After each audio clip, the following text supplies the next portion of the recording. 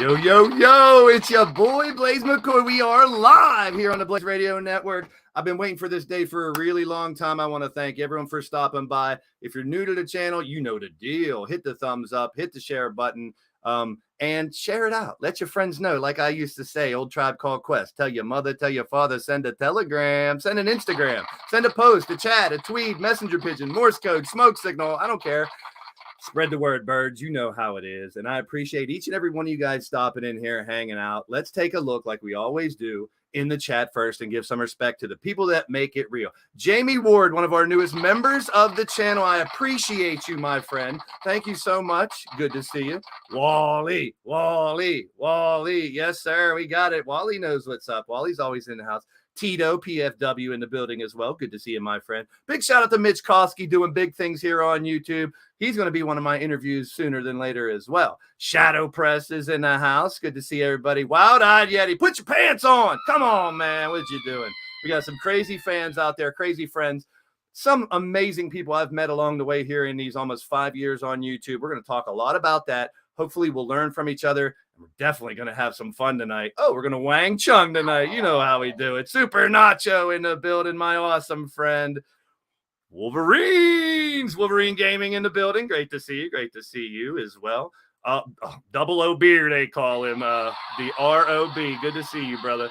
Clinton, appreciate that, man. You are one hell of a supporter. Uh-oh, we got to give a sound effect for this one. Good to see you, Burp Appreciation Society. I love the unique names here on YouTube. Same way. That's why I'm Blaised Radio. And what I want to tell you first, before we bring on our special guests, is a little bit about me and how I got to where I am today.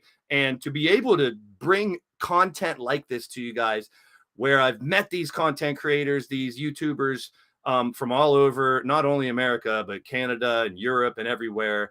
And it's really, it's still amazing to me to reach places all around the world. When I've done some of those red zone streams, to see someone say, hey, I'm in the military, I'm in Germany, and I can't watch the game. So glad you're doing this. These guys I'm bringing on tonight, they know what that's all about. And we're going to get to know Trox and Grid here tonight and have some fun. Triple Beat is in the building. There's Beetleborgs. And there's one of my boys there, Trox. We'll be bringing him on in a little bit. But just to give you guys a little bit about myself and how I got here, some of you might not know this. I have a Bachelor of Science in Marketing, and I worked for 3 major corporations in sales and management for quite some time. I used to do interviews, public speaking, and I do have notes everywhere because I didn't want to forget anything. So I'm always trying to be prepared like a damn Boy Scout and have everything because I didn't want to miss anything. And we're going to be bringing these every hot summer Sunday night. We're going to get blazed here with some different YouTube content creators. And I still have some feelers out there for a few more. I'm a big sports card and memorabilia collector. You see what's behind me, right? Of course. I'm going to be 49 next month, but I'm a kid at heart. And there's no reason my 50s can't be the best years of my life. And I'm going to do it with you guys and gals right out here. I used to be a DJ and a drummer. So my musical tastes also have come into play here on the channel as I play some music, mixing some stuff in, play some of your songs as well. Big shout out to Grid. There's the other one. We're going to meet both these dudes, and I can't wait. Some of you guys might already know them, but we're going to introduce them and get to know them as well as a little bit more about me. In the year 2000, I started an EFED, leaning towards death wrestling, where people create their own characters, and we used to actually write out the matches and play out scenarios like a Dungeons and Dragons thing. I always call myself the Dungeon Master here because a lot of people that play D&D get the picture. When I do the wrestling content on here, started playing a Facebook wrestling game. And I saw people on YouTube doing the custom entrances with the 2K games. And then I saw this guy named Pete Wall. A lot of you guys know him from Pillar to Post. And he was doing a legit whole wrestling show, color commentary, having custom created characters with people in the chat fighting and letting it play out. And I was like, I want to do that stuff, man. And after doing it for a couple of years, I took 6 months of studying it. I'm pretty thorough when I want to do something. So for 6 months, I studied YouTube. I studied all types of content creators. I came across some health problems and stuff, and I had the time to do it, but I wanted to give back. So I have 80 different individuals that are on my show right now that have a character, and just bringing those people together has been a blast. I called myself Blaised Radio because it wasn't about this. It was never about me. It was about my dad had a nickname Radio, and I had a friend named Blaise in college. So Blaised Radio is what it was because it was a radio show. It was about my voice and the commentary that I brought you. Then people started saying, you're good, you're funny, you're this, and I'm a humble person. So of course I thanked them, but it was weird. So I started to get more and more confidence, and I realized on YouTube you need to expand and do different content. So I started to do the Legion of Dork, which is a retro podcast with my boy Super Nacho in the live chat on old school 80s TV shows and commercials and toys and games and all that stuff. Nightbot, I call him Johnny 5. No disassemble if you guys remember that movie Short Circuit. My Nightbot's name is Johnny 5. And he'll drop you the link for all my social media to follow and my podcast playlist, which now I need to spread it out. We have the Wrestle Sense podcast where my guys from indie wrestling right here in the Pittsburgh area come on and we shoot this crap about pro wrestling. But we just want to make sense of it. I want to be different. That's why the Blaised Radio name. If you Google Blaised Radio or go to YouTube and type in Blaised Radio, you're only going to find me. I started doing my garden. Tell me a place you can find a gardener and a wrestling on the same YouTube channel. I don't think you're going to find it. But you guys enjoyed it when I showed you what I was doing out there, learning how to grow food, be self-sustainable, and failing a bunch, not having it grow. And it's just something that it was hard for me to take all the compliments, but I realized at a point that I have reach and I have this power now that I can help people. I always say it doesn't matter who you are, where you are, what you are, how you are. You're more than welcome on my channel. I want to give people escapism, a place to get away. Everyone's going through something or they've gone through something before. Another one of my sayings, consider it, be considerate. So, I mean, it's a lot of stuff, and I forgot one of my little notes that I always have out. I'm a Boy Scout at heart that I always have things to kind of refer to. I'm glad to be a part of people's day. I always want to engage in the live chat. People want to hear their names. People want to get recognized, get shout outs, et cetera, et cetera. There's no wrong way to do YouTube. Anyone can press that live button and do it. That's the good part. Then there's the anonymity. I can make 20 different names of a channel and come in here and say whatever the hell I want. There's no accountability. However, I take the good with the bad. I say this on my Wrestle Sense podcast all the time. There's people that just complain about what they hate, what they wish it should be this way, it should be that way. I pick out the good things and just have fun with it. Chrome's in the house. Good to see you, my friend. If you are new to the channel, if you're part of the Trox's community or Grid's community, please hit that thumbs up for your boy Blaise. I appreciate you. If you enjoy what's going on, subscribe. I'm not one of those guys that say subscribe, subscribe, subscribe, subscribe. If you enjoy it, subscribe. Back in the day, there was these things called magazines. Anybody remember those? You would subscribe if you liked it. That's the same way I think about YouTube. If you like what's going on, subscribe. It's as easy as that. And it's free. Free 99. Best price on the table. So that's a little bit about what I've done. I started doing a Red Zone show last year, 1 o'clock to 4 o'clock p.m. Eastern, covering all the 8 games. I fell in love with Red Zone about 7 or 8 years ago, man. That's how to watch football. And well, I have a short attention span, but I try to see every touchdown, this and that. So I said, I can stream that and see. And these are two of the guys that I saw doing play-by-play, real people, engaging the chat, being themselves, having fun, doing play-by-play, however you want to do it. And I thought, let me give it a shot. The success was just amazing. I couldn't believe it. I was meeting people all over the place, having fun with it. And that's what it's all. Here's another very unique name. Who farted? Who farted? How about it? It wasn't me, I swear. I just ate dinner, but it wasn't me. Yeah, here we go. Super Nacho. Blaise versus the Gopher in the garden salad match. Yeah, okay. So we're talking about some sports. We're going to talk about some wrestling. We're going to talk about YouTubers, content creators, if you will. So if anyone out there has a channel, maybe you'll learn something off of us. Maybe I'll learn something off of you. That's how it is. I'm going to do an interview with these guys. We're going to bring them on. We're going to talk to them about a bunch of stuff. We're going to play a couple little fun games because, I can't just sit here and just talk to someone. I got to make it a little bit different. So without further ado, we're going to get started and introduce them both and talk the Blaised basics. We'll be right back with our first segment.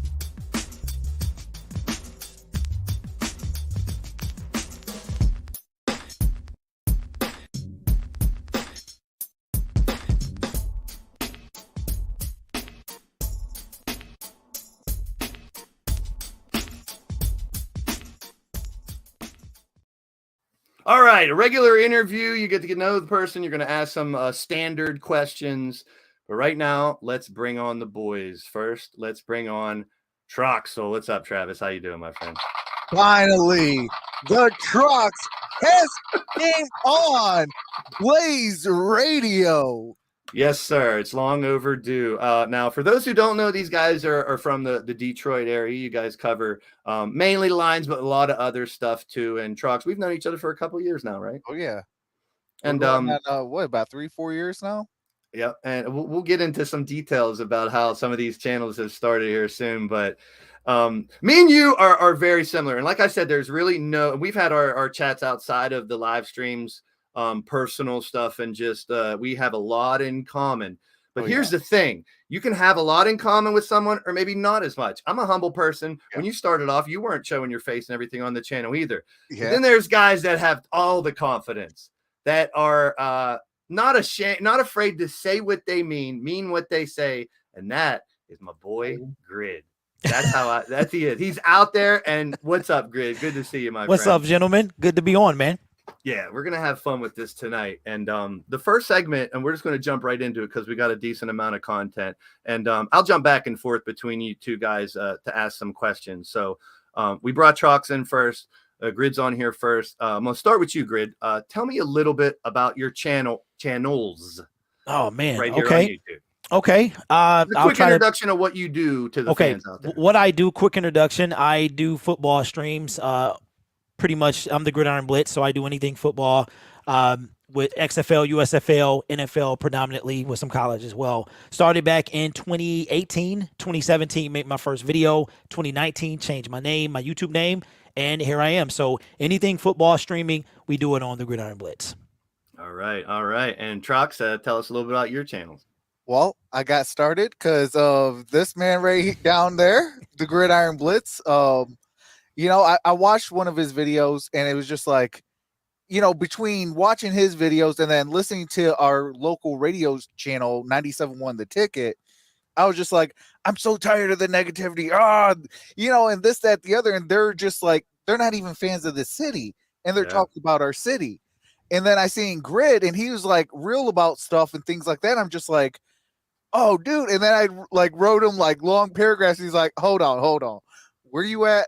All right, we got to meet somewhere and do a small little interview, and I can teach you around the ropes and stuff like that. And you know, he's kind of been my teacher, you know, for the past 4 years. And you know, like I always say, I can't have a better, you know, teacher than the Gridiron Blitz. So, well, I said the same thing. Pillar to post, Pete. I met a guy on YouTube. He's from Canada, and we started chit chatting and started to be friends, and it got me the confidence. And he was more that out there guy that's just say it like it is, tell it like it is. And I was a little more tough to start. But I actually lived in Fort Wayne, Indiana for a while in one of my jobs. So I was a district manager for Champ Sports. So assistant district manager, and Detroit area was part. I went to Battle Creek on the left side. I had the outlying area. But when we had meetings, we went to Detroit. So I've been to some Pistons games. I've been to a Lions and Vikings game back in the day.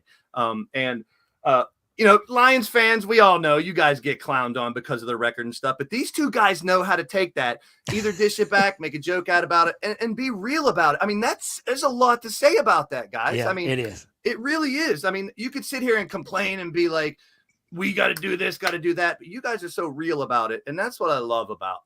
And I think you guys kind of answered the second part of the question as well, as how you started being a content creator. Now, Grid, let me hit you, and we'll get this a little more. You didn't start doing football.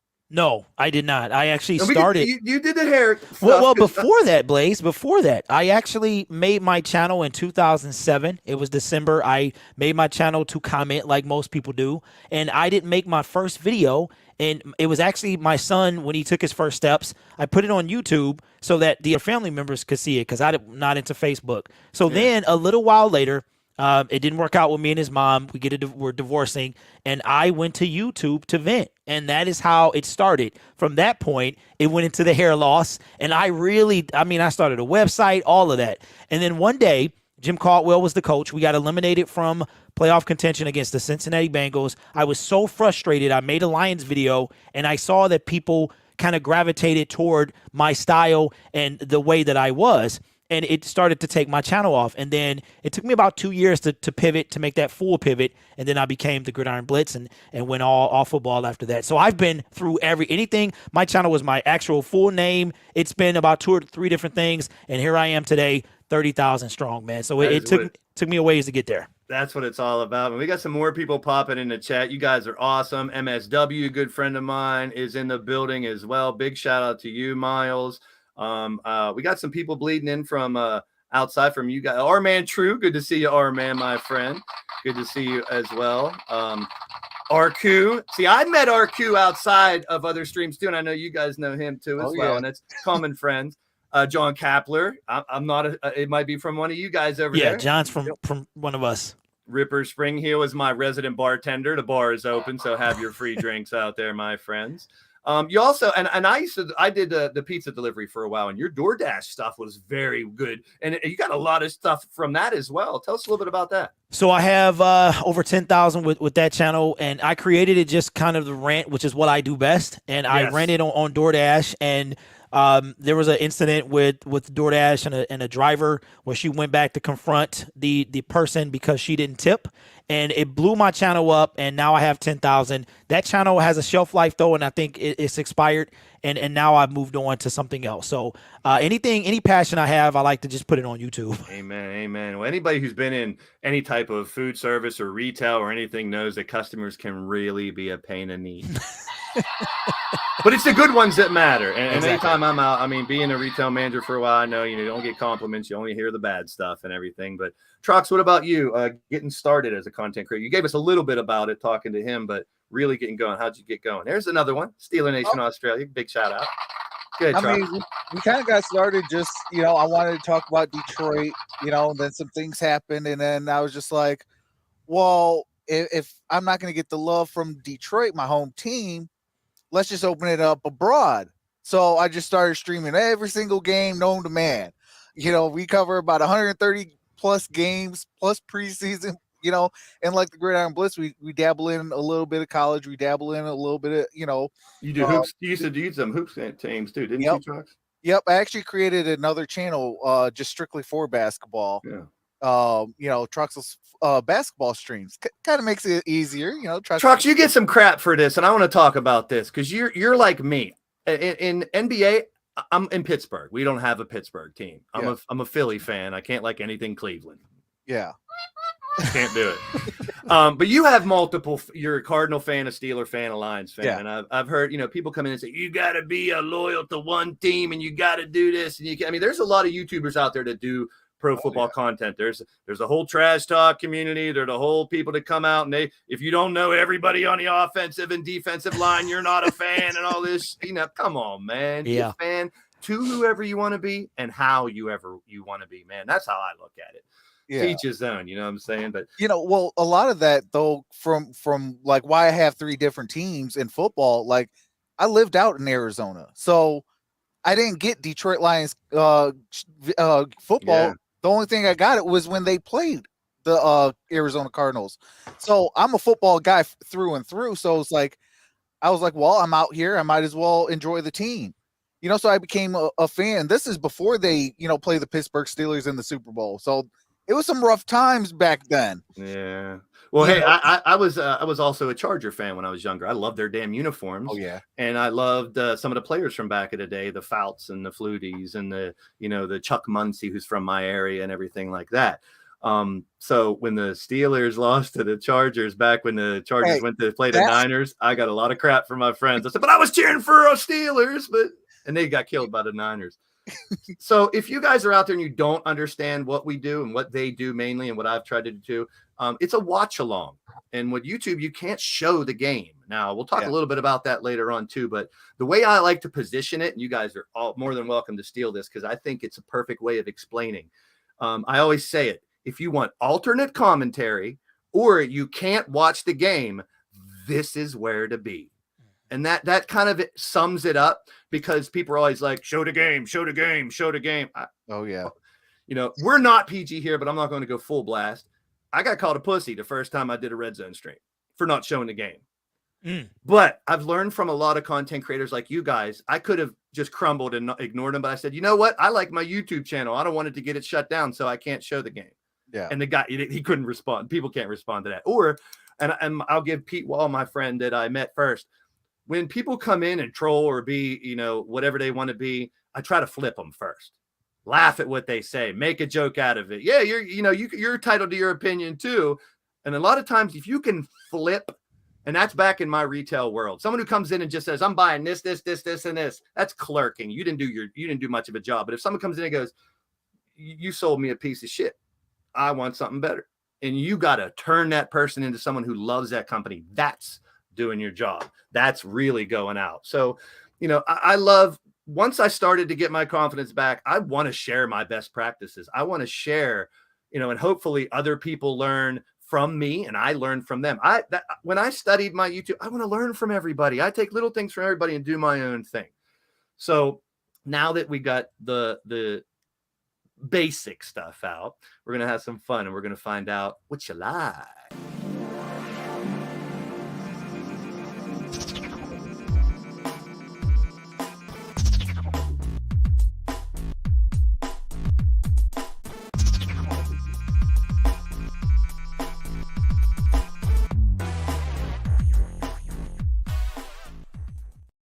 So we're going to find out a little bit about what these guys like. Got this idea from a couple of the other streamers, and I will be doing some more interviews coming down. Big Daddy Beard next week is a gamer, and he does some podcasts. He's a graphic designer. That's next Sunday. Wrestling Days, who is 260,000 subscribers strong from the UK. We'll be bringing him on in 2 weeks. When I asked him, I was waiting for the decline, but he said he would. So that's going to be a fun one too. Jackknife Finnegan, a gamer on here who does a lot of Fortnite and Grand Theft Auto. I was with him when he started a few years ago, and now he's flirting with 100K. So people can grow in many ways. However, let me talk about numbers real quick. As beautiful as the numbers are, as big as that is our game, likes, subscribes, I know a lot of content creators that are just starting at 100, 200 that are better than some of these people at 100K. I know a couple people who, and Grid kind of alluded it too. It only takes one video sometimes or two videos to blow through the roof and go viral. Now the days of the TikToks and the shorts and the little videos are big. People's attention spans now are very small. Mine always has. So it doesn't take much. I have a friend who runs a wrestling podcast. He had 2 shots of Liv Morgan cashing in and Becky ranting, 100,000 views each, from 70 subscribers to 3,000 like in a week. I mean, it can happen just like that. But and it's the content you bring out after that matters, man. You got to keep it up. You got to keep those people engaged. So let's find out what these guys like. These are some of the fun questions that we ask. So let's start with Trox on this one. What's your favorite part about being a YouTuber? The community. I mean, you know, I could come in all sad, depressed. I mean, Greg could tell you, like, your boy got 99 problems in. It's like everything just kind of falls apart. And then, you know, I'll get on live and then like I get into my mode and then it's just like the communities is, you know, cracking jokes, having fun, this, that, the other. Then the game starts getting interesting and stuff like that. So it's just like the community is like the biggest thing for me. Like and everybody can tell, like when the community is involved and engaged and having fun, like you can see me having fun too. When it's like the chat's not moving and you know there's not a lot of interactions, it's like, okay, I'm like, oh, what do I do? Because you know the chat for me, it boosts what I do, because it's like, okay, if you know, like I think Gray was telling me the other day, it's like if we're calling out the game and then it goes to commercial, we look at the chat and it's just like if it's not moving, it's like yeah. I'm glad you brought that up, man, because like I said before, I'm not knocking how anyone runs their channel. There's a lot of channels they never talk to the chat. Mm-hmm. Or once they blow up, they're too good to talk to the chat. They only say when the super chats come and stuff, which to each their own. But, you know, like I said earlier, people want to hear their name. They want to give a shout out, you know, and to each his own. And if I think about it, if the wrestling community and in my community as well, I want to give people somewhere to go. There's a lot of mentally, physically handicapped people that are stuck at home. They're homebound. And I want to give them some entertainment. And to me, I know a lot of people with autism and things like that. I think they're superheroes, man. And there's some people that have, whether you call it a disability or an ailment or something you overcome, that do YouTube too. And that's amazing. That is amazing to me. And I'm there for them. What about you, Grid? Favorite thing about being a YouTuber? To piggyback off Trox, it's the community, but it's entertaining. It's just entertaining people, man.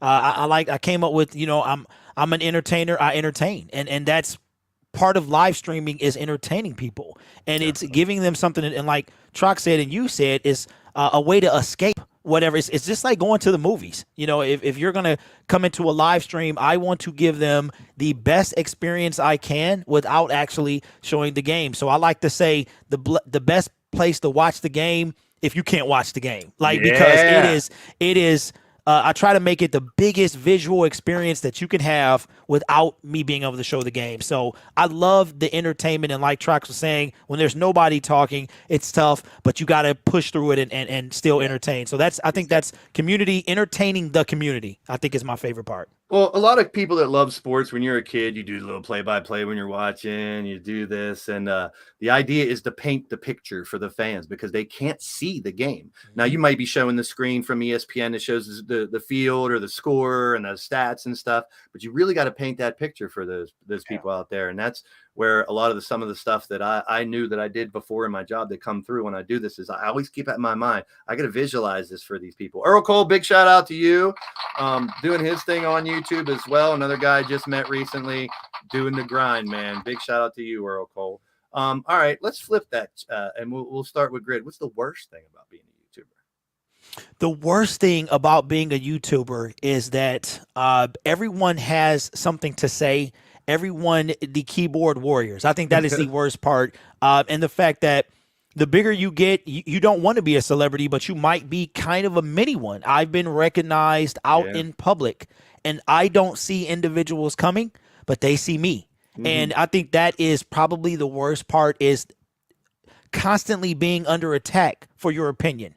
And it's tough. It's tough. You got to build a callous and kind of a thick skin to it, because people rather say than do. So they won't make a channel, but they will criticize you half to death, and you've got to push through it. So I think that's the worst part about being a YouTube creator. I'll be honest, that was me when I started, and I didn't have that confidence to want to deal with what happens when people become total idiots in the chat, or I got distracted by it. But I had to learn. That's why I did those 6 months of studying first before I actually went live. What about you, Trox? Worst thing about being a YouTuber? A little piggybacking off of Grid, the keyboard warriors is one of my pet peeves, but also like the ones that come in and just like, oh, show the game. Oh, this is stupid. Oh, it's like, you didn't spam. Yeah. It's just like, you didn't even give this a try. I was like, so I try to, like you said, Blaise, I try to flip it. I'm like, well, this is what I'm allowed to do on YouTube. If you give it a few minutes, kind of test it out, maybe if you'll like it. And, if you don't, well, I'm sorry, but, this is what I'm allowed to do on YouTube, because showing the game is illegal, and doing this is, and I value my channel. I value my community, and I value all the friends I have. I'm sure that you guys would agree with me. One other thing, worst thing about being a YouTuber, especially when you're doing the football games, is when the real game showed on some channel from India or somewhere that got 10,000 people and all that. And, but there's some tools, to use sometimes it just takes a timeout to get someone to calm down and come back and realize, oh, I can't do that. People in my chat have come to me after the show, go, this guy's abusing me or that guy's abusing me, block them. Then you won't see their comments, So there are things you can do. I like to try to exhaust everything I can before I go that route, but that's there for you. And definitely frustrating. And I've seen specifically Grid when he's like, people are showing the damn game, and it's not fair. It's really not fair. So, but if you go and keep reporting those people, they'll take that down. And then as soon as they take that down, all these viewers come to you guys' channel. I've seen it happen a million times. Mitch is already starting it. Eagles over the Lions. Here we go. He's got a little Eagle community. Mitch, hey, let me give Grid a shout out here with the syndicate that you're doing, man. You're starting these other channels that are fans of other.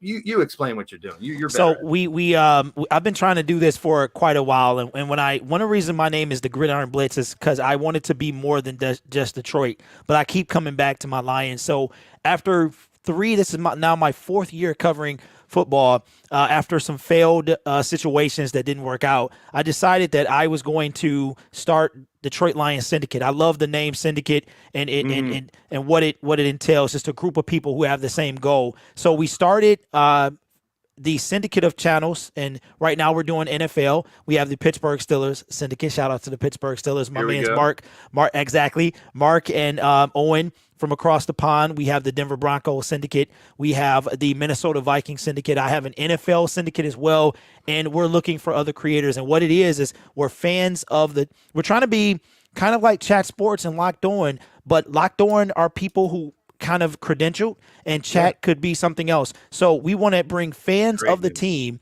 to talk about their team, and it's phenomenal. grown. I'm 4,000 plus. Pittsburgh is 1,000 plus. They're monetized. Denver Broncos Syndicate is about a month and a half away from being monetized. And Blaise, I just got to say this, man. You have what today's show has kind of reinvigorated me, man, to come back to my roots. If you love what you do, you can make anything possible. So yes, I just want to say I appreciate you, Brent. I really do. No, and I always say to my people, it's hard to say my community and my people, but I'm getting used to it because I got that stroke out there with them now. It's so hard to, you say that you get people coming together and you got to keep going. You got to be yourself as well and be unique. Yeah. So speaking about being unique, let's switch it up on our what you like thing. Favorite music, Trox, up to 3 of your favorite music. Man, I am a person that likes all types of genres. Yeah, me too. I mean, 1, 2, or 3, whatever you want. Well, here I'll do something a little bit better because I'll do my top 3 either artists or bands. Let me give you a drum roll for it then. All right.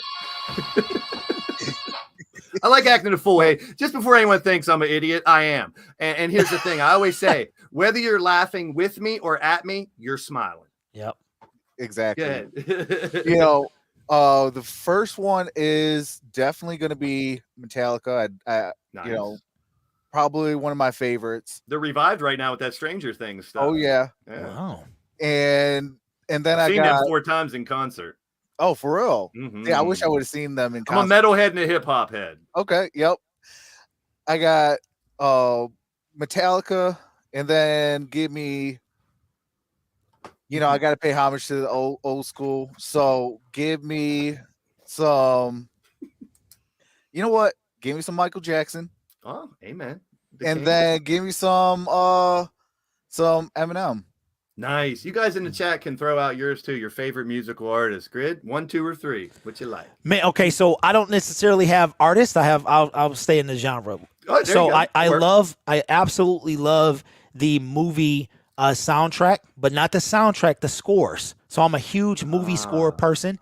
I absolutely loved NSYNC. I went to 3 of their concerts. Hey, there you go. Say what you will. I don't care. Yeah, he can take it, folks. I will own it. I will own it. And somebody who I absolutely love that people cannot deal with is my girl, Enya. I love me some Enya. Yeah, I will listen to Enya. Some people, I listen to Enya and get excited. Most people will fall asleep. I love me some Enya, bro. Amen, Brendan. Amen, Brendan. Great shout out to you. And to anybody in the chat, if you're just popping in, hit that thumbs up for your boy Blaise, Grid, and Trox here, and subscribe. It's absolutely free. If you're enjoying what's going on, I'm going to do more of these. I'll be doing football. I do my little wrestling thing and such as well. All right, now we did music. How about movies? Let's start with you, Grid. You got favorite movie of all time, 1 or 2 or whatever? My favorite movie, it's tough, but I'm really fond of Batman Begins. I love the new Batman. I loved it. I thought it was the best, but Batman Begins has a special place. I would probably have to say Superman the movie. Loved Christopher Reeve as a child, man, and it was so sad to see him go. Me too. And probably Rocky. How could I forget Rocky? Rocky is, I listen to the Rocky 4 soundtrack. I'm surprised that almost your first every day. No, there's no order. There's no just those. But yeah, Rocky. I listen to the Rocky 4 soundtrack every single day. I'm not even lying. So I would say those 3, man. No, in no particular order. It's all right. I got it. That's cool. That's cool. Batman, I'm a Michael Keaton guy. He's a Pittsburgh boy, so I go all the way back to Michael Keaton. I love me some Michael Keaton. I love Michael Keaton until Bell showed up. I got a personal fondness for Bell, man. And I'm one of those guys where when we were kids, we didn't have superhero movies. Sure, there was the old 70s Spider-Man TV show, which people crapped on. There was the Superman movie of the 80s, stuff like with CGI and stuff today. I don't get critical. I got a lot of comic book friends who are like, it's not like it is in the comics. Marty, har. I love it all. If there's action in it, the storyline wasn't that good in Avenger. Come on. I just had fun watching all the action. All right. What about you, Trox? Movies? Well, actually, this will be the first time that I ever showed this. Oh boy. Oh, I know what he's showing. Reveal. I know what it is. Biodome. There we go. 100. Oh. You know, Scarface. There you Go. Classic. These Oh, kids today yeah. are spoiled with movies and stuff, though. You know? They are. You have this little thing where you can watch it all you want. I always joke too. I mean, teachers, when you were younger, used to say, "You're not going to have a calculator on you all the time when you're old." You want to bet? Now you do, yeah. Periwinkle or whatever your name was. So, and to me, a lot of people say these are bad because it gives kids and people too much. I think they should be teaching kids in grade school social media and how to use these to a better. I sold cell phones for 10 years. During the cell phone boom, I sold cell phones. During the PC computer boom, I sold PCs. So, you know, and I invested well. So I'm sitting pretty years later because of that. The technology can be a beautiful thing. It could be a dangerous thing. So we got a good segue because we've already talked about it. Grid, favorite superhero or villain? Favorite superhero, Batman. Okay. All day long. Easy. Grid, Trox? Hey. The Batman. Yeah, that's why we get along so good. If you look up in my top corner, you'll know mine. I'm a big Spider-Man boy. Yeah, I love him too, Spider-Man. man. He's number 2. Spider-Man always. And if you go watch some of my podcast playlists with the Legion of Dork, we covered everything Spider-Man, and he covers the whole gambit: TV, movies, games, comics, everything. Wow. You know, same with Batman. Batman was the same. You got TV, you got movies, comics, toys. Batman and Spider-Man pretty much encompass and cover all the different in the 80s, man. If you kept a lot of your stuff from the 80s, a lot of stuff worth a lot of money now too. I got my original R2-D2 and Luke Skywalker with the little arm that pops out and all that. And, you know, I sold all my He-Man figures when I was a kid, but I made a lot of money off of those from when I was a kid and got to do it. I sold a lot of my cards. I hate to admit this. I had a few Jordan rookies when I was a kid, and I sold them. They are now worth 6 figures a piece. I could be a millionaire right now with the Jordan cards I had if I'd have kept them. Now, those cards, and we talked about on my Blaze Cards podcast, were tough because they were all red border. And if you don't get your cards graded and they're not perfect nowadays, not great. I've talked about the collectibles before, and my pet peeve was it used to be collecting, then it was investing because they were worth money. Now it's gambling. I'm not a gambler. Yeah. I don't care if the newest card has glittery background and crap. Back in the old days, it was the MVP, the rookie of the year. Those were the cards you went after. Or collecting the whole set was a big deal. Now it's a different thing. I do have a Blaze cards with my boy Pittsburgh and Transparent Grading team that lived in Pittsburgh, now in LA. Oh, I'm so jealous. They got an office, and he shows his office. It's downtown LA. It's gorgeous. Wow. And I'm like, I'm so jealous. I'm going to come visit you one day. And their company is blowing up. They started a grading company a couple years ago. They have some groundbreaking stuff in grading coming up, and I'm going to be part of that release here on this channel. It's going to be nice. Fun. And that's just from me following him. I've been trying to sell. I got my eBay page selling on my cards. I only want a small collectible thing. And you see all the helmets I have too. When I was I couldn't get a Lions one because I was in the Lions district, so they wouldn't give me a Lions helmet. They're $89.99 for the replica helmets. They went on sale for $2.99 because Champ Sports stopped selling them. $2.99. Wow. Actually, the Colts one, that's a real deal $200 helmet up there. I got it for $2.99. So I was the manager of the store, so nobody else is getting these but me, all these leftover helmets. And then I called all my boys up in Detroit, you know, and I said at Northland Mall, Eastland, and all that, I said, hey, guys, you got any extra helmets? I'll take them. But most of them they already took because that's where I got the Bears, I think, Indianapolis. I was smack that in Heartland, if you will. So when I moved up, what? Northland has been demolished. Oh, that was a big one, too. A lot of malls are getting demolished nowadays. Yep. It's you know, I was almost living in Novi, Michigan for a while. They wanted me to be a district manager, and I was like, I don't really want to live in inner city Detroit. He was like, what about Novi? And I was like, I wanted to go back to Pittsburgh. And luckily enough, I got a job back in Pittsburgh, or else I'd be a district manager up there in Detroit. I might have met you guys a different way. Oh, here we go. Go Line says Gladiator, Rocky. Well, he's got all kind of movies. Point No Return. Belly had a great soundtrack there too. A lot of great stuff there. Good shout. Good shouts. This one, the final part of this segment, what you like. And we'll start with Trox on this one. I want the best comment that you ever got on YouTube, whether it's in your live chat, a DM, or a YouTube story. What's the best comment you ever got? It's a tough one. It is a tough one because I've actually, you know, shout out to the community. You know, there hasn't been too many bad comments on my channel. Yeah. I do have a top one though.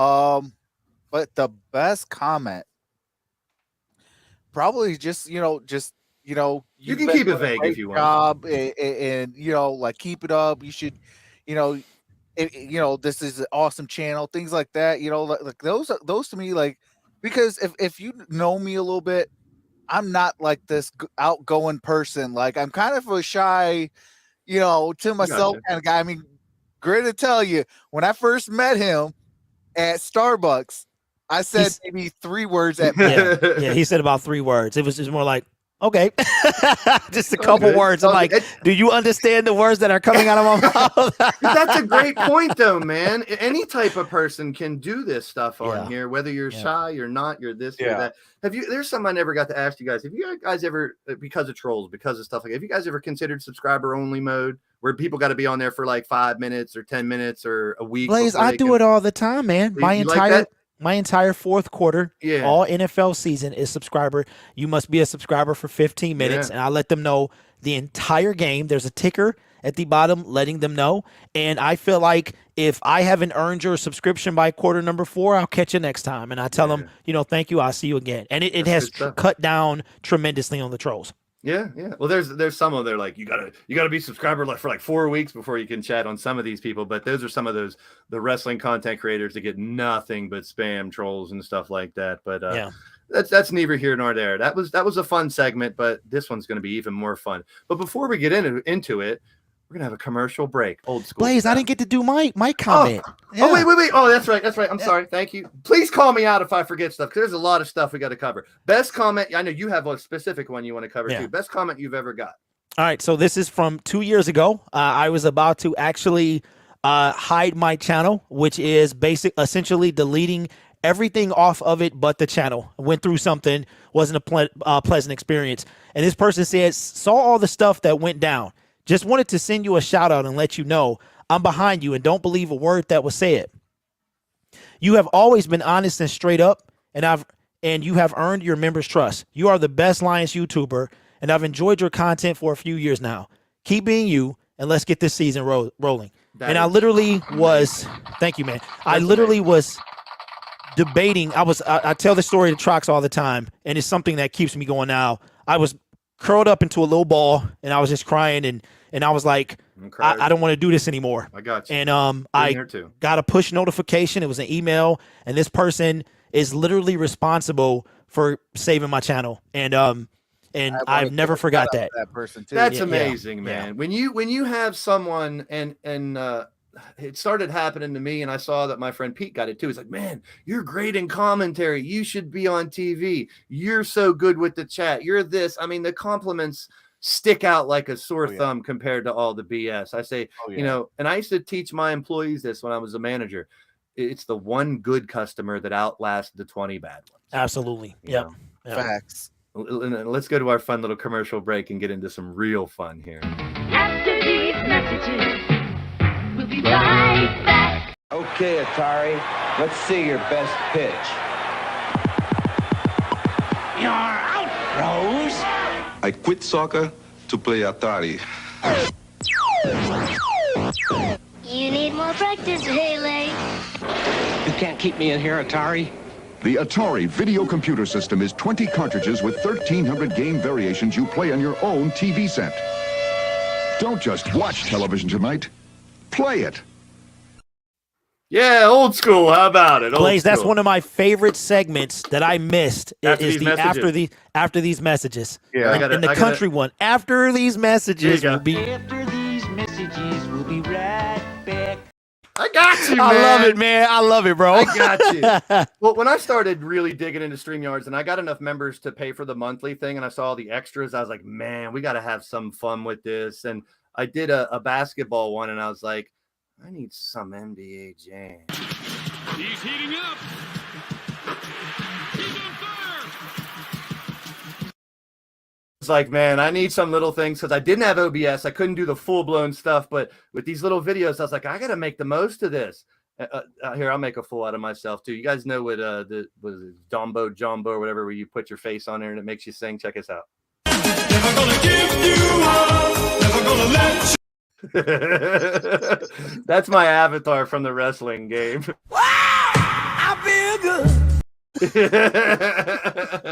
Hey, for you guys that have been in my community for a while, you guys remember Travis T? Yes, sir. Yeah. These two were both on the channel as digital wrestlers. I coined them digital wrestling because people call it CAW, C-A-W, which is create a wrestler. And I always say, I'm sick of people saying CAW. It sounds stupid. That's like calling them football player. People that are football players, the run it, kick it, pass it people. C-A-W is what we do. It's not what we are. Yeah, you know, right, so I call them digital wrestlers. And oddly enough, back in the day, when my community started getting bigger and I got all these other people that started doing the same thing I was doing, I called it the Digital Wrestling Syndicate. So the DWS is out there for syndicate's a great word. So when you start your syndicate, I was like, that speaks volumes and it's hard, you know. Yeah.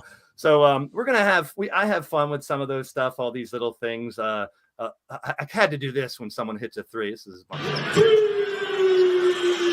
little curry for you there. So the little things is what really got me going into these things. We're gonna have more fun here, and we'll get into some things because you know you don't get good without some practice, right? I mean, listen, we talking about practice, not a game. We talking about practice. Yeah, not the game. Not the game I set my life on the line. We talking about practice. And no matter why you guys came here, it doesn't matter because hey, I'm just here so I don't get fined. Yeah, that's why. Yeah, just so you don't get fined. And if you don't like it, If you want to crown them, then crown their ass. But they are who we thought they were, and we let them off the hook. one of my favorites too is remember the Oklahoma State coach that said, "I'm a man, I'm 40." I have that one in audio that I play sometimes too, but Yeah. you got to have fun with it, what you're doing it, man. So if you guys remember back in the day, Rob Bass and DJ Easy Rock, it takes two to make a thing go right. Well, it also is always about the situation that the bass is in. That's our next segment coming up.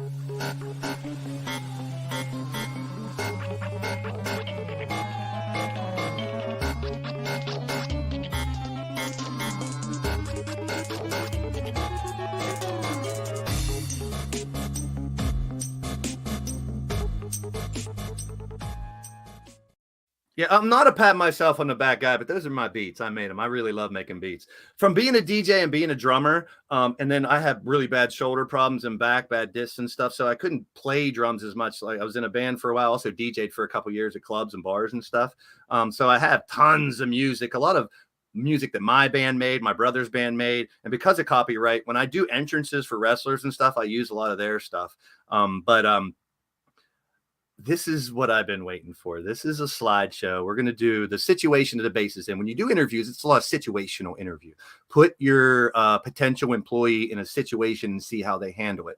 Those are always the questions that I like better as an interviewer than just sitting back. So for some of these interviews, we're going to do word association. Today, we're going to do picture association.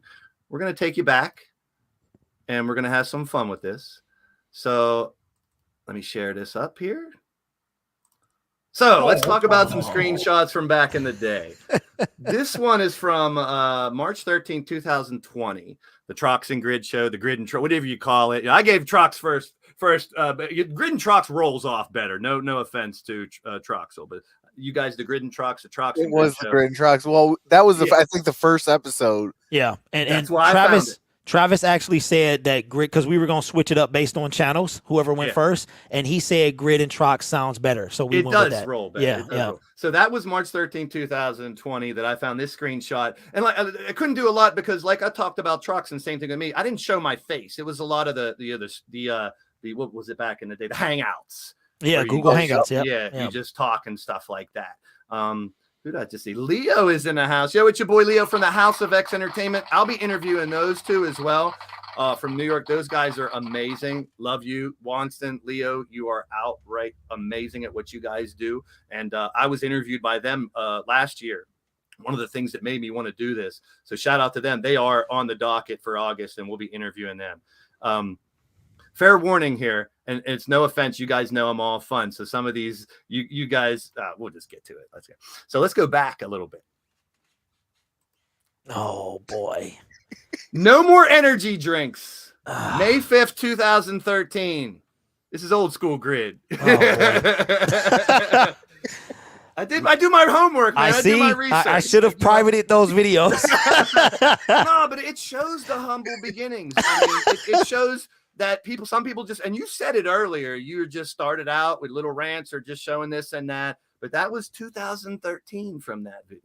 And that's one of the oldest ones that are still on your channel now that I found. This is one of Grid's. I mean, Trox's. He didn't really show his face at first, but this is April 4th, 2019. Respect That's the line. the very first video. His very first one. Yep. See, yeah. Do my homework. I do my homework. It's gonna get even funner. Trust me. How about this one? One Pride Podcast, July 8th, 2020. The best part about this one is, and this is when Trox, you started getting on camera, doing that face reveal, and you're a good looking dude. Even better, I had to go a little step further. Unleash the hair. That's what I'm talking about. Yes, sir. I'm jealous. Look, and that's a powerful thing you got. You can always bust out the old do and show off the locks. And, I got the Troy Polamalu, I call it. Yes. Grit, I was watching the one, and Grit said something, you're like an apostle or something like that. You said you're like prophet Trox or something. I love it. Looking like Jesus. There you go. Charles Hall, big shout out to you. Hey, what's going on, Charles Hall? Somehow bring the handsome boys on here. Come on, ladies. Where are you at? There you go. I'm working on getting some ladies on here as well. I've sent out some feelers for them as well, literal feelers. So here, let's talk about this. Now, you look at some numbers. We talked about numbers. This is the national title game last year. 226,000 views. Grid was rocking it for that game, man. Blasting it. This is him in action. Probably looking to say something snarky and funny to the chat right there. 12, almost 13. It might have gone higher than that during that stream too. I was watching you blowing up. This is what can happen when you do these watch-alongs, man. Grid, that's tons of success, bro. Yeah, it actually pushed almost 16. It was ridiculous. And Blaise, that's one of the things you were saying earlier in the show. That's what happens when the games start getting cut off and they start getting taken down one by one. And that's with 2 minutes to go in the fourth quarter. It was my best stream ever to date. Yeah, I'm not a big beggar of numbers, but please hit them thumbs up. I have found out if you get to 30 or 40 in the first half or hour of your stream and you're there for a whole game, and then you go to YouTube search, you will jump up. The analytics will push you up if you get a lot of likes in the beginning. So, I'm not one to bug you a lot, but please hit that thumbs up for your boy Blaise and Trox and Grid. We are going to keep doing this for you guys out there. Let's go even further and let's look at the Super Bowl from last year and good old Trox. Same thing, man. You were rocking it. You were 29 grand on this. Both of you guys flirting with 30K is so amazing. Getting to 30K. It's soon enough you'll be at 50, and soon enough you guys will have that little plaque behind you. I have no doubt. Just keep doing what you're doing. It's amazing. And this was the Super Bowl. And last year with the rant, we'll talk about that in a minute. I'll hold that one off. Let's talk about a little bit of wrestling. Trox had me on this one. We talk a lot about wrestling. I don't know how much you're into wrestling, Grid, but Vince McMahon affects a lot of people, whether you like him or not. We talked about it on the WrestleSense podcast, retiring. Now, there's a backstory to why he's retiring because of all the investigations and the allegations of what's going on with him. But at 77, such a iconic person. Pro wrestling would not be anything like it is today without Vince McMahon. You guys have any thoughts on what went down with him retiring? Trox, I know you do. Oh yeah. Hey, like Blaise said it, like him or hate him, you're not a wrestling fan without knowing that man right there, Vincent Kennedy McMahon. Like the entertainment that he brought, the storylines back in the 90s, the early 2000s. My favorite era is the Attitude Era, the what was it then? It was the Invasion era, and then it was the Ruthless Aggression era. Yeah. That's my favorite time as a wrestling fan. So it was like, he kind of brought, storylines and things like that to life. And, he took a Mean Mark and turned him into the Undertaker. Yeah. He took the Hollywood Blondes and made Stone Cold Steve Austin out of it. Like, just the just the different characters that he was able to bring to life, and that we got to either love or hate, or or you're not sure of it. You're like, oh, we'll give it a few more weeks and things like that, because of a new character or whatever. Like, he brought all that stuff to life, and then he went out and helped technically WCW. Then he bought him. ECW. There's now TNA. There's AEW, which is starting to pick up a little bit of steam. It's all came from Vincent Kennedy McMahon. Yep. I remember him when he was at the booth. I think it was next to either JR or it was him and King. Yeah. Sitting on the sideline. So I mean, it's a sad day, but in the same token, time for change. I want to give your show, WrestleSense, a big shout out. Thank you. The fellas that you had over there, they know their stuff. Yeah, they're workers. One guy's still a referee in the indies here. The other guy is a commentator for 4 different ones. The big guy, Ray, used to run a Fed in the indies. Those guys know what they're talking about. And they used to do a Real Deal podcast back in the day, which is just radio. And I was glad to bring them on, man. I have a lot of fun. They called it studio wrestling back in the day, and Vince turned it to sports entertainment. I mean, it's a big deal. Grid, you got any thoughts on this situation? Well, you know what, man? I love the fact that you guys are into this. Last time I was into wrestling like this was Hulk Hogan, Ultimate Warrior, like a long time ago, and I just kind of lost interest in it. But I know that this guy has done a lot, even with all the controversy surrounding him. I know that he's done a lot for the sport, and I think even beyond that as well, when you look at entertainment, and I think a lot of the people that have come through him and through what he's offered have learned from him and now are great entertainers themselves. So, I think at 77, it was probably time, like you said, Blaze, time for change. But I do remember back in the day, man, I was huge. I had every single Hulk Hogan dial that you could imagine, the wrestling ring, all of it. And so, I guess it's time for him to move on. Well, they say sometimes you gotta watch out when you meet your heroes. You might not, like what you see, because Vince McMahon, as a professional, one of the greatest that's ever changed the world in the entertainment history and the industry. But for a human being, he's a piece of trash.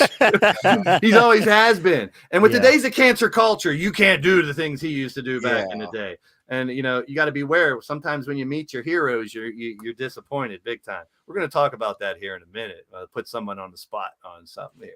We'll keep it going. Let's get your thoughts on all these pictures coming up here. First thing comes to your mind, Grid. Greatest of all time. Trucks? Go.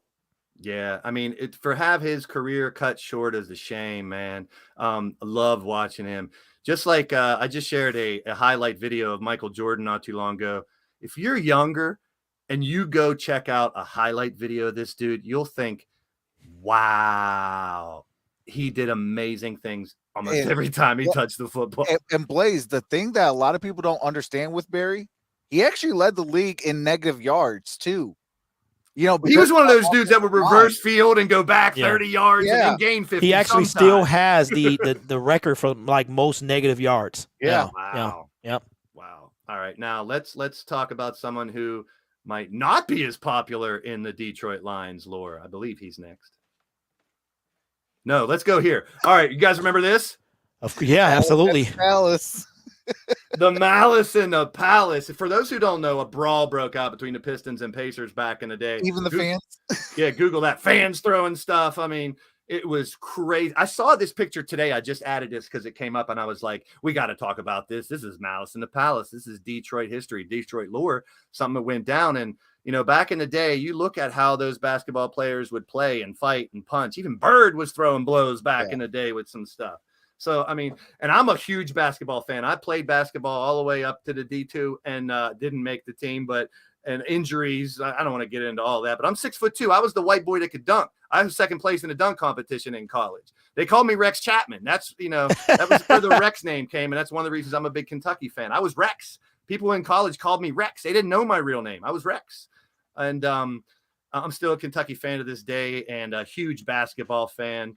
And yes, amen, Arkook. It was a crazy night. Shifty in the house. And yes, throw up those emojis. Shout out to all the members of the channel. We're going to do a little video on the members as well. You guys made it possible for us to do these StreamYards. I could pay for that fee every month to do it. So if you're a member of the channel, and I have as low as $1 a month, $2 a month, $3 a month, and $5 a month memberships. I'll be honest, I don't do a lot of members outside, and I'm going to start doing it now that I'm seeing it at first, because it didn't make sense to me, because to get the money. And if I would have been members to all the people who are members to me, I wouldn't make anything. So it isn't all about the money and making it, but I needed it to pay to do what I want to do for you guys and expand. So I appreciate I always say, whether you're a member, a mod, or just in the chat, I appreciate you. But if you can afford to support the channel, whether it's memberships or super chats or super thanks, you guys have your super thanks activated on your channels? I finally just got mine. Yeah. Troxel's football stream. So I finally got the super thanks. So when you're watching a replay, or you can do a super chat now, and that's a good thing that YouTube has done. So let's keep it going. I think we got the Detroit stuff, or there's another segment I want to talk about here. I don't have my order of all these pictures, but let's just go with it. First thing to think about. Oh, here we go. Okay, remember Edge's theme song when he comes out wrestling? On this day, I see clearly. Well, I always used to sing, on this day in 1983. This is the Pine Tar incident. Today, July 24th. A long, long time ago. Where's my damn notes? I know I got them somewhere here for these ones. Pine Tar incident, July 24th, 1983. Now, this is going to show my age when I show some of these next few clips. Because it's going to show my age too. Yeah, so and we're no spring chickens, but we still look good at the age we're at, so we can be proud of that. Pine Tar incident on this day, July 24th, 1993. So let's keep going back in history. Unless I hope I didn't eliminate the one picture I wanted you guys to get a reaction to. But let's keep going. Let's talk about some of the greatest moments in sports history. I remember this like it was yesterday. I walked in the house. Game 1 of the World Series, 1988. You guys remember the home run Kirk Gibson hit? I cannot stand baseball, Blaise, so I'm just going to be on the side. That's all right. Here. That's all right. This is a big moment in history, and he pumped it. He was hurt. He wasn't supposed to be able to come out. He was a pinch hitter in Game 1 of the World Series, came out and would set the tone for the rest of the World Series, and they ended up winning. But he wasn't supposed to play the game. He came out at the end, hit the home run to win the game, walk off. He's pumping his fist as he goes around the you remember it, Trox? You're nodding your head. Yeah, I mean, well, I remember Kirk Gibson on the Tigers, but I mean that's right, he did. Yes, okay. That was a little bit before my time. I am a 87 baby, so there you go. It's a little bit, that's what I said. I'm showing my age a little bit. That's all right. No shame in my game. I'll be 49 next month. So I'll be 43 coming up soon. Here we go. We got a little bit. All right, let's keep it rocking here. Let's get into some football, I believe. The California play. You guys might not remember. California versus Stanford. The game was over. The band was on the field. The kickoff, lateral, fumble, pick up, lateral. And this guy ends up with the ball. This saxophone player right here got annihilated after this picture. So if you guys don't know what the Cal U play is, definitely, you remember that, Shifty, my boy? So definitely the Cal U play, a play in history I'll never forget. I don't know how this play counted though. I every time I see it, I'm just like, how did they not do anything wrong? And they were able to keep track of all this stuff with all these people on the field. Yeah. Yeah. Nowadays it might have been like a shutdown play. It might have been even more controversial, but classic legendary play in the history of sports. Coming up next, I believe it's the one I'm thinking of. The Doug Flutie. I love this one. The Hail Mary to beat the unbeatable Hurricanes back in the day. I'll never forget it. Flutie is one of my favorites back in the day. You got to respect one of those little quarterbacks that never had a chance. USFL, CFL, and then finally got his shot in the NFL. Kudos to good old Doug Flutie. He played for a handful of teams as well. Yeah. The final shot from Jordan. Oh, man. Who can forget that? 1988 against the Jazz. You know what's so funny about... A lot of people say he pushed off, too. Well, yeah.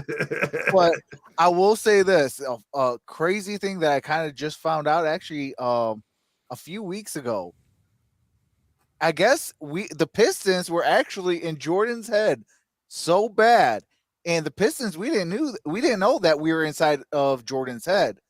And if we would have knew that, I don't think Jordan would have been the greatest player of all time. No, definitely. I am a Detroit person. I agree. But I give credit where credit's due. Jordan is the GOAT.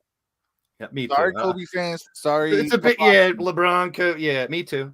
I agree. I mean, I couldn't stand him.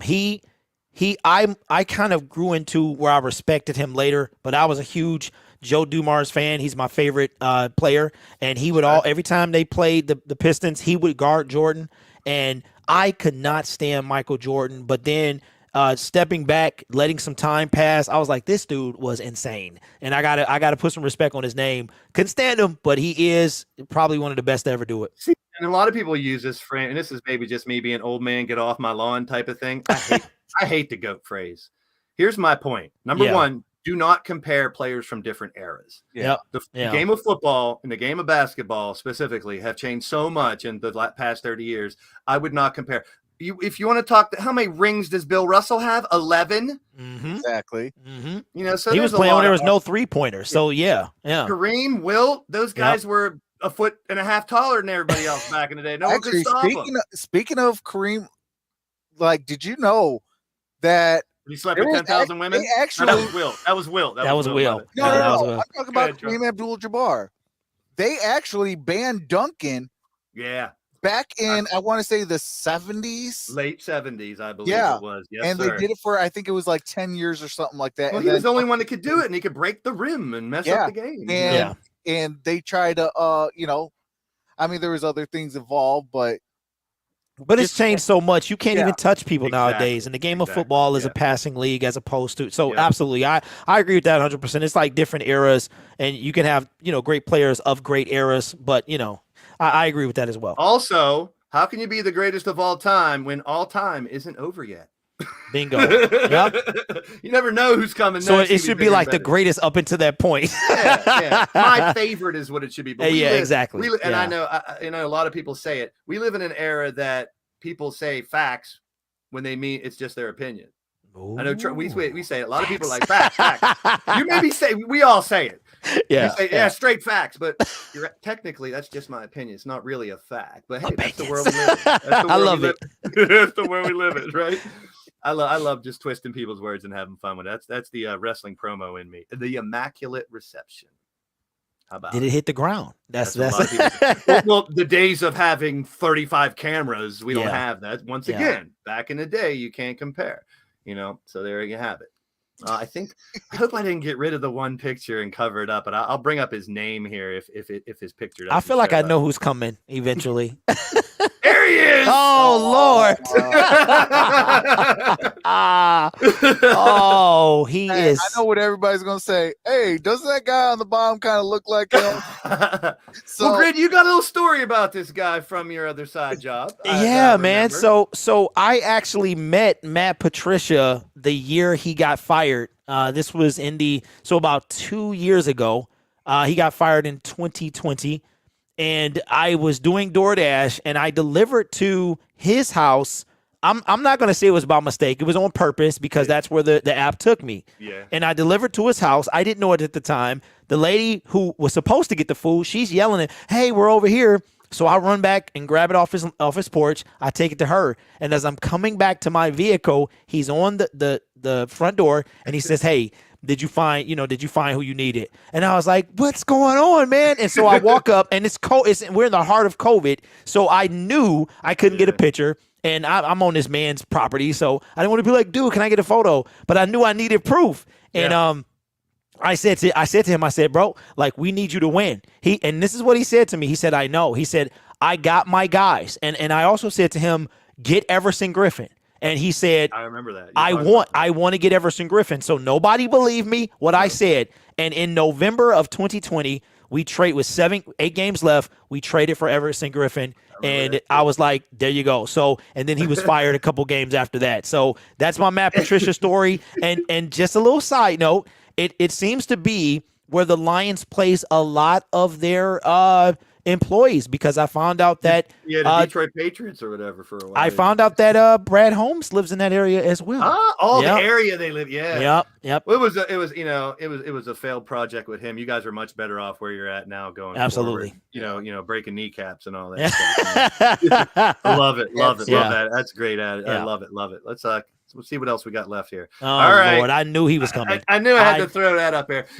It's tears, and I love how both of you guys, and you've handled it differently and all the right, have handled the exodus of the star that you've had for so long that couldn't get you guys to the Super Bowl, and then he leaves. And I remember Grid, I'll put you on the spot. I'm done. If it's a Super Bowl or bust, it's Super Bowl or bust. But you handled it with professionalism when it happened and everything. And what's your thoughts on it, Grid, on the whole of him? To sum it up, because I know we could have a whole segment on this. The situation for me was, to me, he just became a different person when he left. And my biggest gripe was the people. I feel like, and we talked about this off the air about how you can be like a fan of kind of whatever you want to. Yeah. And the Detroit Rams thing, it just was killing me. And I remember the shirts and all that. The shirts, and I'm just like, one of the things about being a fan, and even if you have multiple teams, it's the pain as well as the success. So we can't jump to another team. That's not what makes us the fan. We want to be there when we're below dirt and be there when we're above the clouds. And so, I will say this about Matthew Stafford. I can't say anything else. He went and got his ring, and it wasn't for him, Blaise. It was because I knew that the city would come under attack. It wasn't about Matthew Stafford. Matthew Stafford is a great quarterback, and he got what he deserves. But the city, and I live in Detroit. Like, I live outside the city, and I was raised in Detroit, and I just knew how we would come under attack. And to be honest with you, it didn't go as bad as I thought, and I think a paradigm shift is happening. But congratulations to Matthew Stafford. I can't say anything bad about it. You see the other guy's face in there too. I think he had a lot to do with it. Their defense, he had a whole team around him, man. Aaron Donald, the team around him, and everything. We'll see how they do this year, though. Now that the expectations, defending a title is a lot harder than winning a title. Troxel, you have any thoughts on the Stafford, real quick? Yeah, I mean, hey, he gave us 12 years. We never gave him a run game. Los Angeles gave him a run game. True. And I think that's in 2014, that's really what we were missing. We were missing a stellar run game. Take pressure off of Matthew Stafford. Don't try to kill your number one receiver in Calvin Johnson. And and we had the number one, number two defense in the league. Mm-hmm. I mean, at that point, you're just missing a run game. And I feel like that year, that's where we kind of went downhill with him. And, hey, congratulations. Proud of him. He deserves it after 12 years. But, hey, it's always going to be Detroit versus everybody. So, guess what? Now we know who the enemy is and who has what we want. And that goes with the Pittsburgh Steelers. Pittsburgh Steelers, now they know who to go after. Yeah, we're going to get a little bit in depth on that here in a minute, too. And there's one picture I think I did not add, and that was the catch, Montana to Clark NFC Championship, January 10th, 1982. It's an iconic play as well. I think I took that one out, didn't put it in. I was trying to get two pictures, or maybe it's going to come up here next. I'm not sure. But it's all speculation. Who knows? I mean, I think this year is going to be very interested in the NFL. And if my memory serves me right, unless Montana pops up here next, let's talk about the season. We're all here to, even when we do our picks in my wrestling, when we take picks on who we think is going to win the next, it's okay to be wrong. It's okay. Who knows? I mean, the parity and the fact that who knows what can happen, and things can be different. I have we're gonna do Steelers after this as well, just so you know. But I have my prediction for both. I think I heard Grid's on one of his streams recently. But Grid, what is your prediction as far as record for the Detroit Lions this year? What was it, 3-something last year, and the one damn tie with us? Steelers? It was. I know. Thank you. We appreciate that. yeah. We don't. It was 3-13-1. Yeah. So what do you have them going this year? Oh boy! And if you want to pick, a specific game or two. I won't do that. No. I'll just give you the final. I think we go on a tear at the end of the season, and I think we wind up over 500.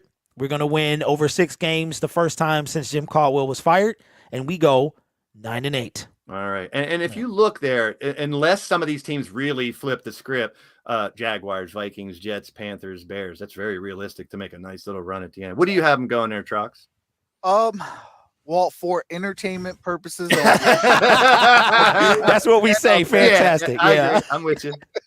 I'm kind of glad that we got the Eagles week 1, because I think if we got the Eagles near the end of the season, it's going to be a totally, completely different game. Agree. Because, they got rookies. They got some talent over there. If they can put it together and Hurts can play well, they can do decent. I got some Philly fans out there saying 13, 14, 15 wins, which is, I think, a little overblown. But I've always, because they got a lot of rookies coming in and things like that they could start slow, but, they could go on a tear, mid-season and things like that and turn their entire season around.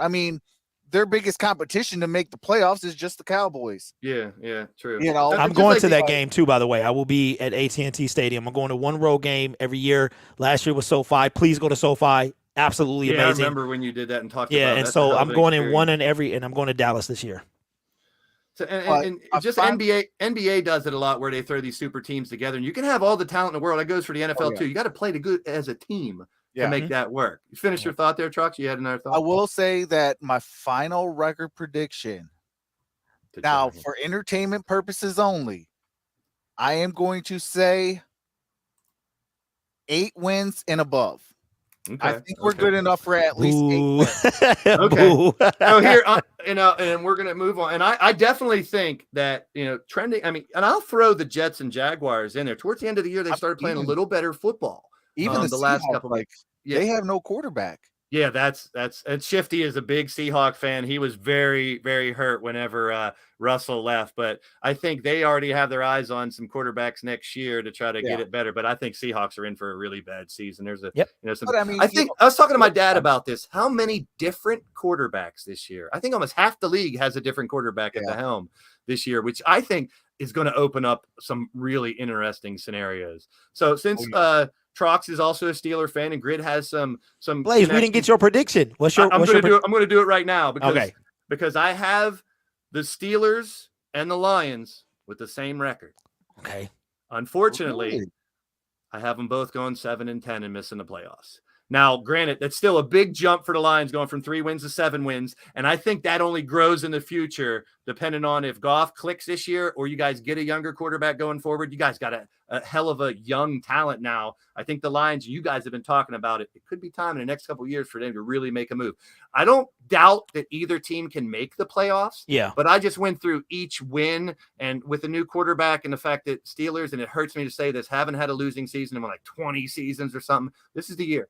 I think Trubisky starts as the quarterback, and then eventually, if he falters or gets hurt, we could see Pickett. I hope they just throw Rudolph to the somewhere else. Yeah. I'm a huge Tomlin fan. There is no other team that's only had 3 coaches in 50 years. Outstanding. From Chuck Noll to Cowher to Tomlin. That doesn't happen in sports anymore, and I got to shout out to them. A lot of people are hating on Tomlin recently, but I think you cannot hate on this guy. You really can't. Be a Lions fan, and then you can, Exactly. Yeah. I have both teams going 7-10 because I analyzed each game, and I think the Lions and the Steelers have this in common. You always lose to at least 1 or 2 teams you should have beat. Yeah, it happens every year, and and thinking, going back to that Detroit Rams thing and all that, I just thought when that happened, I was thinking, what if one of our quarterbacks went to the Browns and they had Pittsburgh Browns shirts or Cleveland Steelers? I would hate that. So I understand that's terrible. That's just terrible. So I have them both going 7-7. Trox, what do you have? What do you think the Steelers are going? I still think that they have a winning record. So I do have them at 9 wins, but I think they do miss the playoffs. Yeah, I think it's going to be tight in the AFC again too. You got Baltimore coming back healthy. I love Lamar Jackson, man. I think he's not the ideal quarterback, but I love his attitude, the way he does it. Yeah. I can't understand some of the things he says because he has that twang, but his personality, it's very rare for quarterbacks nowadays. So it's hard for me to hate. I can hate the Ravens because of their defense and Ray Lewis and all that stuff, but I'm a big Lamar Jackson fan. I was like, come on, man. Trade us Lamar. I'm only if I had to pick a player, Ray Lewis would be one of my favorites. Yeah. But once again, outside of football. Right. Because not the best individual. Well, you're right. But if you heard him in motivating a team and things like that, He's Think the about guy the days of Dick wanna Butkus run and through a those brick wall. bruisers from back in the day. That's the mold he's cut out of. So I see where you're coming from. I can never like Browns or Cowboys. That's my Steeler in me. Do you have a thought grid on what the Steelers might go this year? You know what? I don't. I leave that to Mark and Owen to do their thing. What, yeah. Have they gave you a prediction yet? No, we're saving it for the season. We're going to make a video. We're going to do very similar to Locked On, where they do a record prediction and we put it in front of, make a video for every channel. So we're going to do it that way. That definitely brings up a point. I want everybody in the live chat to make sure you check out the description. I have the channels from these two down there. Make sure you guys go check out their channels. And if you like football, if you like real people just shooting the crap with you, having fun, please subscribe to their channels. It is free. I have the ways you can contact them as well in the descriptions. Please follow them. Please, if you can, I always say it and put the unity back into the community. It's corny, but it makes sense. Yeah, I love that. Yeah, I love that too. And there's too much negativity out there that if I'm not doing good and giving back, I don't want to be here. And that's basically how I feel. That's how I'm looking at this year, Blaise. I got the ability for fundraisers, and I want to start doing stuff like that. So, yeah. That's big in the YouTube world, reaching out. It's one thing I haven't really done yet. You reach out. I just started reaching out for interviews and stuff like we're doing here. But if you reach out to, a lot of the wrestling ones, it's Blue Chew and Manscaped and stuff like that. But there's a lot of ways to get, extra support from companies out there that want their name, especially once you get as big as you guys are blowing up here on YouTube. And that's speaking of Manscaped, Blaise, I got another opportunity with them that I think I'm going to take. So they're all over YouTube, man. They sent me an email the other day. I didn't make it the first time. I was a little offended by how they did things, but I'm going to try it again because I want to make sure that if I have that opportunity to build a relationship with them, I can pass it on to my fellas and the syndicate. So I'm going to try again with Manscaped. Yeah. So that was the little word association, picture association this time, a little slideshow. And I'm a visual type of person. So even when I do my podcast and stuff, I like to throw a picture up there. You're not going to copyright for a still picture and all that stuff. So it's a way to give a visual, paint that picture for people. And I had a lot of fun with that. There's still a couple questions in this segment that I want to get to. So and these are those situational questions that you normally have in a job interview.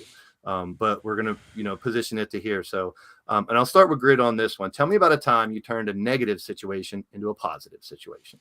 You know what the funny thing is, man? It's revolving around the same incident.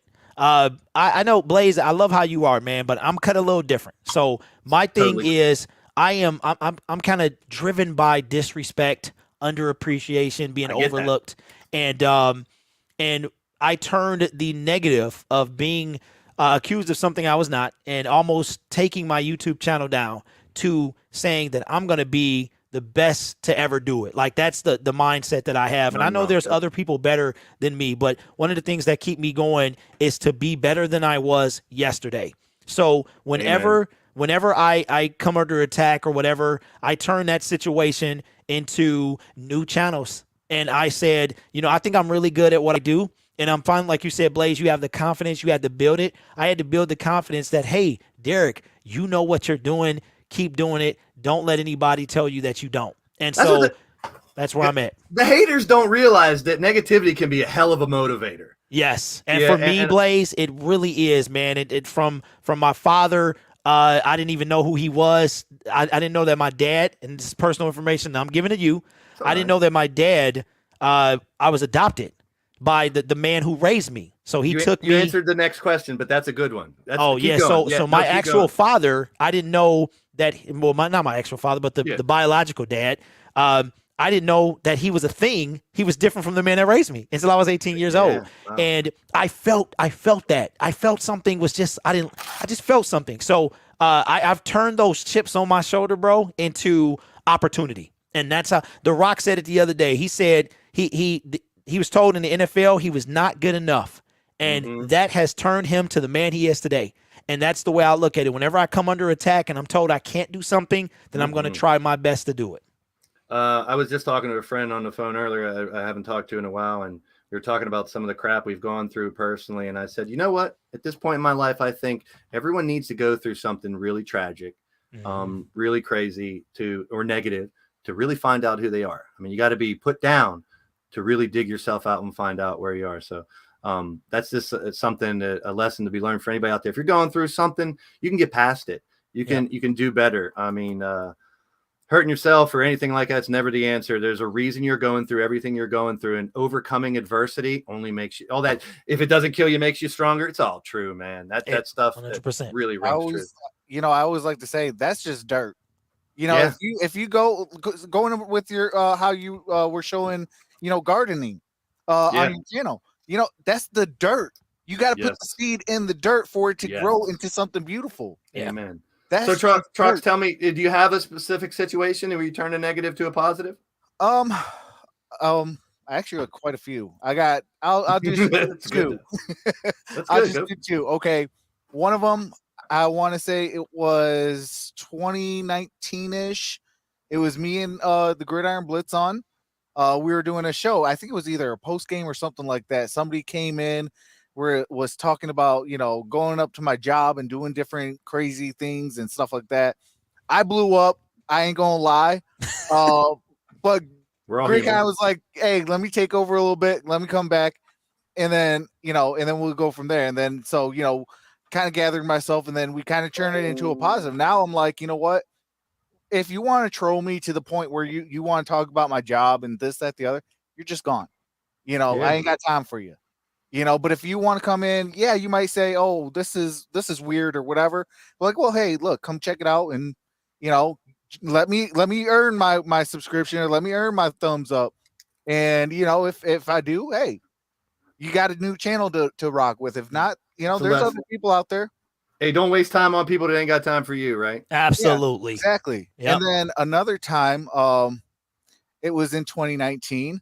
I was called irrelevant, insignificant, a lapdog, a bunch of different things. And, hey, I said, I'm not that.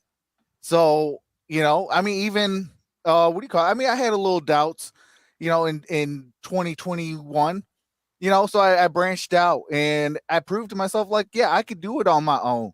I can, do different things. And, I think it made even me and the Gridiron Blitz a little bit more stronger, as friends and things like that. So it's like, I'm learning new things. He's, learning new things. And, and at the end of the day, we're looking. We'll get there. And big shout out to the Swerve Show doing his thing. It's been a minute, my friend. Good to see you. Big shout out to Swerve Show in the building. Big shout out to it. Well, he's good. Big shout out to Big Rail in the house too. Hey, man, that's what it's all about. That's what it's all about, man. It's resiliency. Absolutely. Mm-hmm. And one day we're going to be having a show on Thursday nights. Yeah. That's something that I wanted to definitely bring up. We talked about the Trox and Grid show, the Grid and Trox, or whatever you want to say before, and you guys did your own thing for a while, which definitely, you come into your own. I've watched you both. I've been following you guys for a couple years now. Whether you see me in the chat or not, I'm there. I'm watching you. And I study this thing. If I'm going to do something wholeheartedly, I study it very thoroughly. I've watched people that have streamed scratching off tickets. They sit there, there's a whole community of ticket scratchers here on YouTube. There's a whole drama community. There's a community for everything here on YouTube. Find what you like, subscribe, enjoy it. That's what it's all about. Next question that Grid just answered, unless you have something different. I'll start with Trox on this one. Tell me something about yourself that people might not already know. Well, that's a good interview question, man. Really get someone on the spot. I don't know if I want to bring up the newest one. You don't have to bring anything up personal if you don't want to. Anything that you feel like sharing, you can share. Yeah, well, I'm just not ready for that one yet. I just kind of got over that, so I got to build up that callus a little bit. That's fine. 30. That's you're gonna lose every week with 30 fantasy football teams. I'm a big fan. I did fantasy football back when it was on paper. Whenever you had to wait for Tuesday, we had to wait for the Tuesday newspaper. Listen, here's how the scoring was. If you didn't get a touchdown or 100 yards, you got nothing. Zero. Wow. So running backs, quarterbacks were 250 in touchdowns. They didn't score nothing. 249, nothing. 99 yards rushing, nothing. And receptions, nothing. And I did it by hand, and my friend did it by hand when I worked for Champ Sports. Tuesday morning newspaper, total it all up, type it up on a piece of paper, print out all these big forms, hand it out to everybody, ranking. The internet was just text back in the day, man. Jeez. So the more fantasy football teams you have, man, the more you're going to lose. On big shout out to you though, not your puppet, for doing it. Hey, Yeah, I Trox. got one now. Okay. This is something even I found out. I am 49% Italian. Oh, nice. Paisano. I gotcha. Much That is love. nice. Much love. So, Grid, do you have a different one? Or Yeah, mentioned about just your real father. quick, when I Yes, was sir. probably about 14, I was intent on being Batman. Nice. I thought I was going to be Batman. My mom thought I was insane, and to this day, she has a tough time with the character. But bro, I was Love buying pieces of the suit. I was making batarangs, and then I grew up. Hey, So, Grid, yeah. I got one for you. I was, I think, 5 or 6 years old. Yeah. I was in the back of, well, back then we were allowed to be in the back of the pickup truck, you know, with no seat. I was in the nothing backward like that. sitting station wagon when I was young, Oh, facing Lord. the. Absolutely. Well, I was in the back of my stepdad's pickup truck, and I'm like 5, 6 years old. I mean, I'm still little. Anyways, I thought I could be Superman. So I boy. literally almost jumped out and tried to fly to my location that we were going to. Because I was like, this is too slow. I could just fly like Superman. And ever since that, I was like, wait, I can't fly? Well, forget Superman. He's not real. Well, you were 5 Trox, I was 15, and I still Hey. was intent on being the Dark Knight. I had Not a your plan point. and Hey, everything. I'm still trying to be the Dark Knight. Hey, not your puppet. Follow us. I want to see you throughout the season, because my point is, if you're in 30 fantasy leagues, I want to see if you have 1 week where you win in all 30 leagues. That would be amazing, because I don't think it's going to happen. Right. But that's the thing. When I'm in 6 or 7 leagues, and 2 of them are the big pay leagues, the problem is, you have this quarterback, running back, wide receiver, and you're starting this running back, and you're playing against him in another league. You're starting this quarterback, but you're playing against him in the other league. So it's torn. But fantasy football is a fun thing. It's come a long way from what it used to be on paper back in the day. And I saw a story that these people down for my league, right? Yeah, fantasy football goes back to the late 60s, believe it or not. Wow. Really? There's a group of guys who would do the stats and pick players each year. I saw these guys are like 80 or some 90 now, and they did, and they said it wasn't called fantasy football back then, but we actually picked players and compared them each week, which is basically the birth of fantasy football. Yeah. Wow. I was blown away. I was like, late 60s, early 70s, y'all were doing that, and they still do it to today from what they said. All right. This is outside of a regular interview question, but I want to know. All right. And we'll start with Trox on this one. You're stranded on an island. You can bring 3 things, and you can have 3 people join you. What 3 things do you bring, and what 3 people are with you on that island? I am going to bring. I'm going to bring a sword. I'm going to bring. You can build stuff, kill stuff. I got you. Yep. I'm going to bring a hammer. Survivalist. Hammer, so you can build stuff, kill stuff. And a fishing pole. That's good. You're surviving. He's surviving. Okay, so what 3 you can do? Alive or dead? Whatever people you would want with you on that island. If it's some, normally it's just who are your favorite 4 celebrities you'd want to meet, but I twisted into the island thing. So 3 people to take with you. Outside of your family, the obvious, if you could, stuff like that. Okay. Man, that's a good one. It is tough. It is tough. I told my dad at dinner. I threw this out to him, and he's like, I'll take 3 hot ladies with me. What do you think I would? And I was like, oh, my dad's like 75. He's an ornery son of a bitch. And I said, what would you take? And he was like, water. I was like, Dad, you're on an island. You got water everywhere. You just got to find a way to take care of it. And he goes, a cell phone. I said, cell phone? I said, Dad, you're on a stranded island. And then I said, well, I would kind of work around it. If you're going to take it literally, one of my 3 things is I'm taking my entire house. There you go. That is one thing. All right, so 3 people, Trox. Who are you taking with you? Who would you like to be stranded on an island with? 3 hot ladies. Hope the wife ain't watching, but hey. No. People are like Rihanna, these sexy women. It could be a famous, you can say Batman if you want to. You can say whoever you'd want to bring with you on the island. 3 people that you'd love to meet, basically. The island comes along with it. This is a good one because That's it's like really it really makes you think. Like, if you're stranded on an island, who do you want there, with you? Well, if you want to take the island part out and just mention 3 people you'd love to meet, that's the gist of the question. I just tied these 2 together. Okay, well, if it's just people you want to meet, I definitely want to meet Brad Holmes because I was the one who that was my dark horse. So in the Detroit community, I was like, I would want Brad Holmes, as our general manager. It just makes sense. So definitely want to meet him.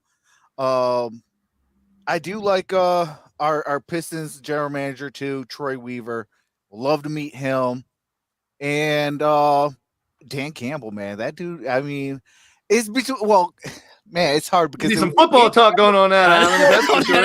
It'd be like Dan Campbell and Mike Tomlin. Like, I think those 2 guys would be like 2 perfect people to meet. Well, you hand those 3 tools that you give to Dan Campbell and say, "Go kill me some food," because that's the son bitch you want out there hunting, right? That's good. I dig it. Here we go. Aquaman and no more so. I'm not stranded anymore. See, people are thinking all over the place. Go. Yeah. Bear Grylls. Yeah, he's the survivalist. Take that guy that knows how to survive. You got a lot of good stuff out there. Sheets, a rope, a compass. I don't know who Sam Presti is. Oh, Sam Presti is the general manager for the Thunder. Oh, okay. That's where Troy Weaver came from. There you go. Troy Weaver. There you go. All right. Trox, 3 items, 3 people. Okay, so the items, I was thinking about that the whole time Trox was, and I guess I'm too modern, bro. I have no idea. I probably would lose my mind with anything. I start chopping stuff with my hands, but I can tell you, and my wife is directly above me, so she's probably gonna smack me really, really hard. I would take want to be stranded with Amelia Clark. I just have a thing for British accents and. Amelia Clark. Also a Friends era Courtney Cox. Okay, gotcha. Definitely. And you can throw anybody else you want in there. Hey, that one. Grid's gonna be making babies on that island. That's what he's gonna be doing. And I got to throw some spice in there too. I don't know. But yeah, that's where I'm at. On the third one, let me switch on your third person. What's an entertainer or a sports figure that you'd love to meet for that? Man, you know what's weird, bro, is I freaked out with Matt Patricia because I knew I was going to run into him because when I saw that it said he lived in Novi, I was like, what if I ran into Matt Patricia? Yeah. So I was so shocked when I met him, but I'm not that type of dude, man. Yeah, so honestly, I have no maybe a pre-Oscars Will Smith. Maybe a pre-Oscars. Well, I really Smith, like how Will Smith he's been put in a box his entire career. And but he's made a success of. But you know what? I think I would like to meet Dwayne Johnson as well. I love his work ethic. I love that his determination. Someday, I think he's going to be our president. Yeah. But was he born? Rock he was checks born a lot of boxes. I mean, he's going to. Was he born in America though? Was he born here? I don't know. There's already. I think he's been here long enough. I don't know if he qualified. I think he's still got to be 35. You got to be 35, but I think you have to be born in. No, wait. Because you got to be born. I think you have to be born in America. I think, but I wouldn't be surprised because they want him to run. Man. Yeah, me neither. So I think that's it. We'll see. Good stuff. Yeah, that's the situation at the bases. The situation. A lot of base in that situation. Hell yeah! I think he's heating up. Yeah, he's on fire. All right. Oh boy. And let's. I'm sleeping on the couch tonight. hey, it's entertainment, man. It's having some fun. As long she knows.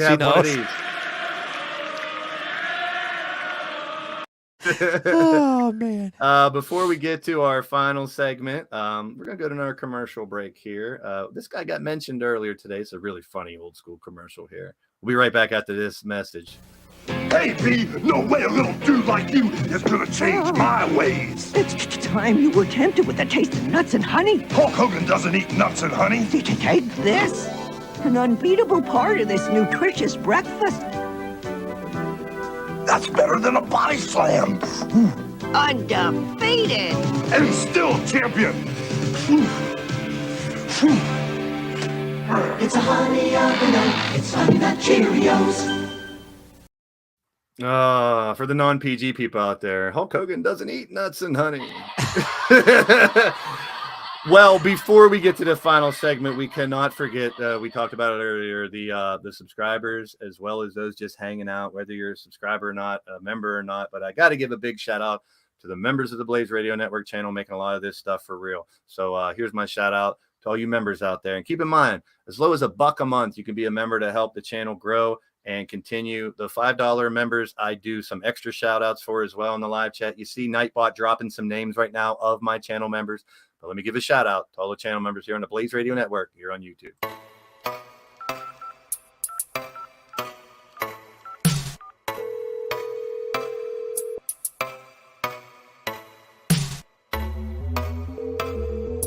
This is a recording.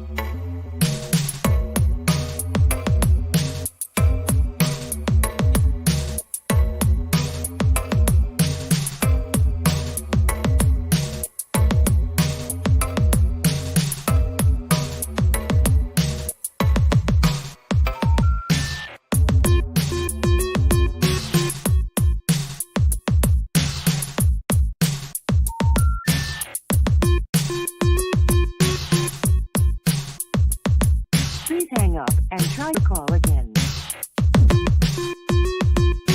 If you need help, hang up and then dial your operator.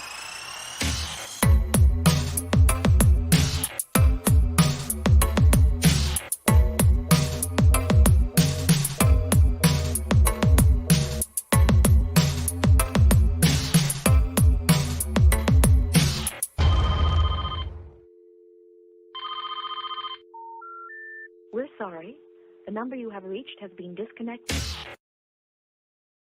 That's one of my favorite beats that I've ever made, because I took all those sounds from the old phones, the rotary phones, the please hang up and the busy signal. A lot of kids don't know. Have you ever seen a video where the parents have the kid, they put a rotary phone in front of the kids and teach them how to use it? They have no clue what That's to how do my with, son would be right now. with He the wouldn't know what rotary to do. phone. Yep. It's crazy. I remember those. Yeah.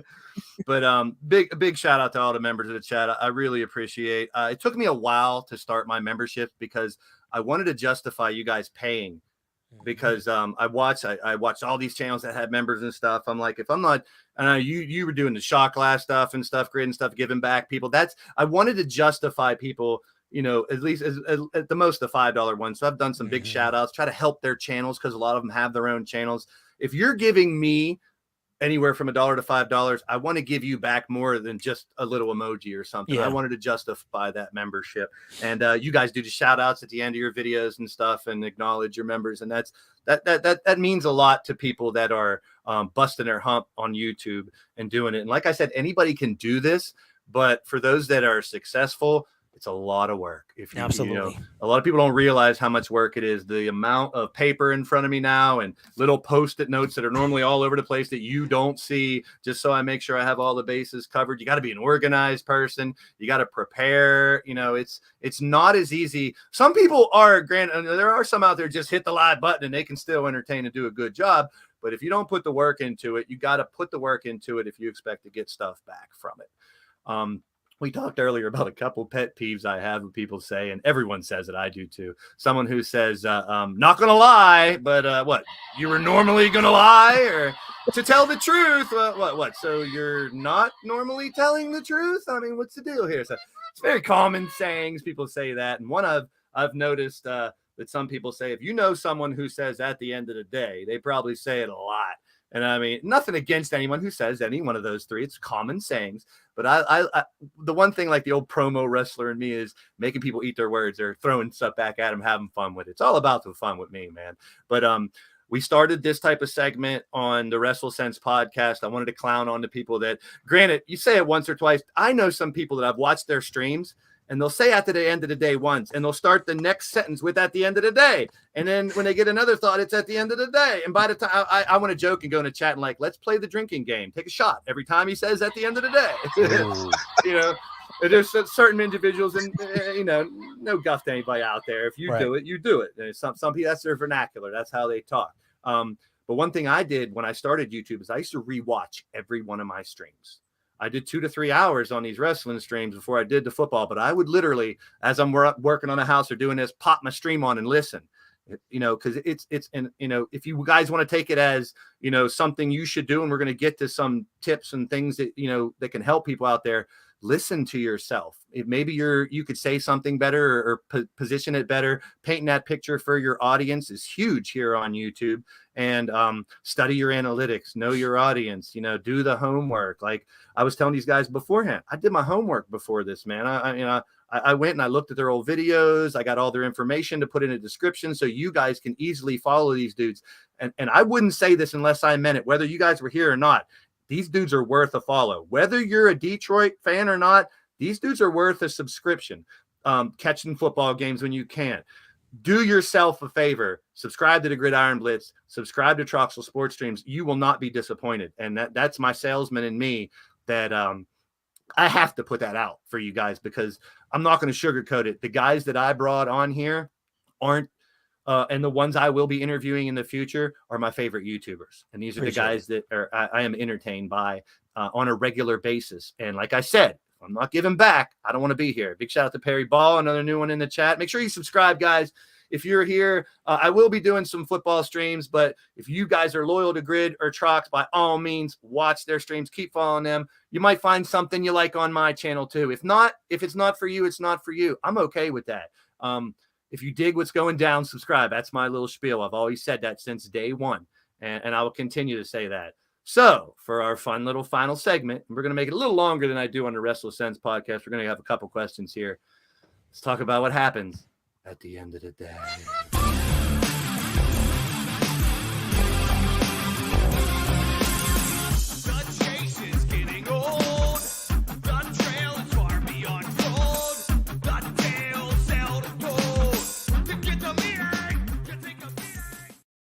Shout out to my brother, Ban Mobus. That's one of his new song there.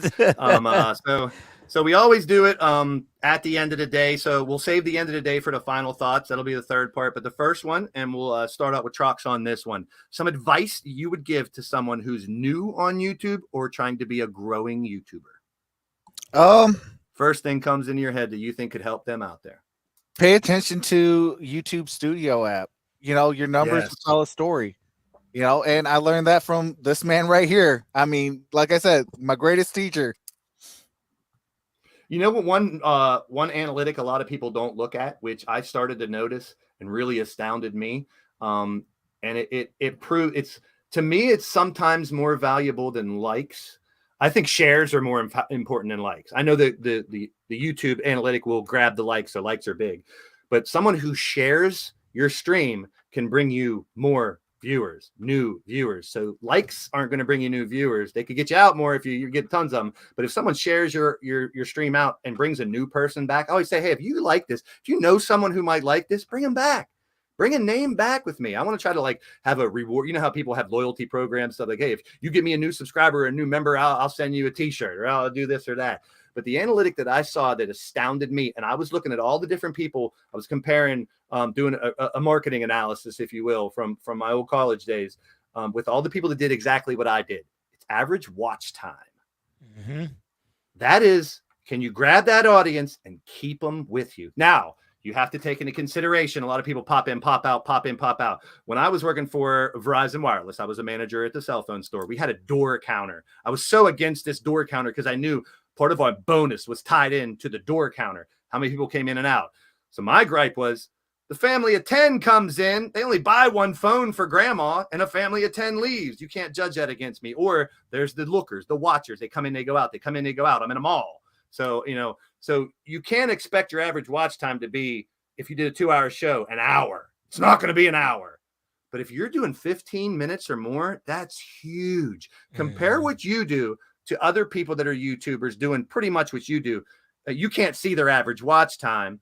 It's an analytic that's hidden. But if you can realize that you're holding your audience, that's huge to me. Yeah. Grid, do you have some advice you'd give to a new or growing YouTuber out there? Is to, along with what you said and Trox said, are two very important things, but is to not be overcome by failure or discouragement, because you can stop before you really get started.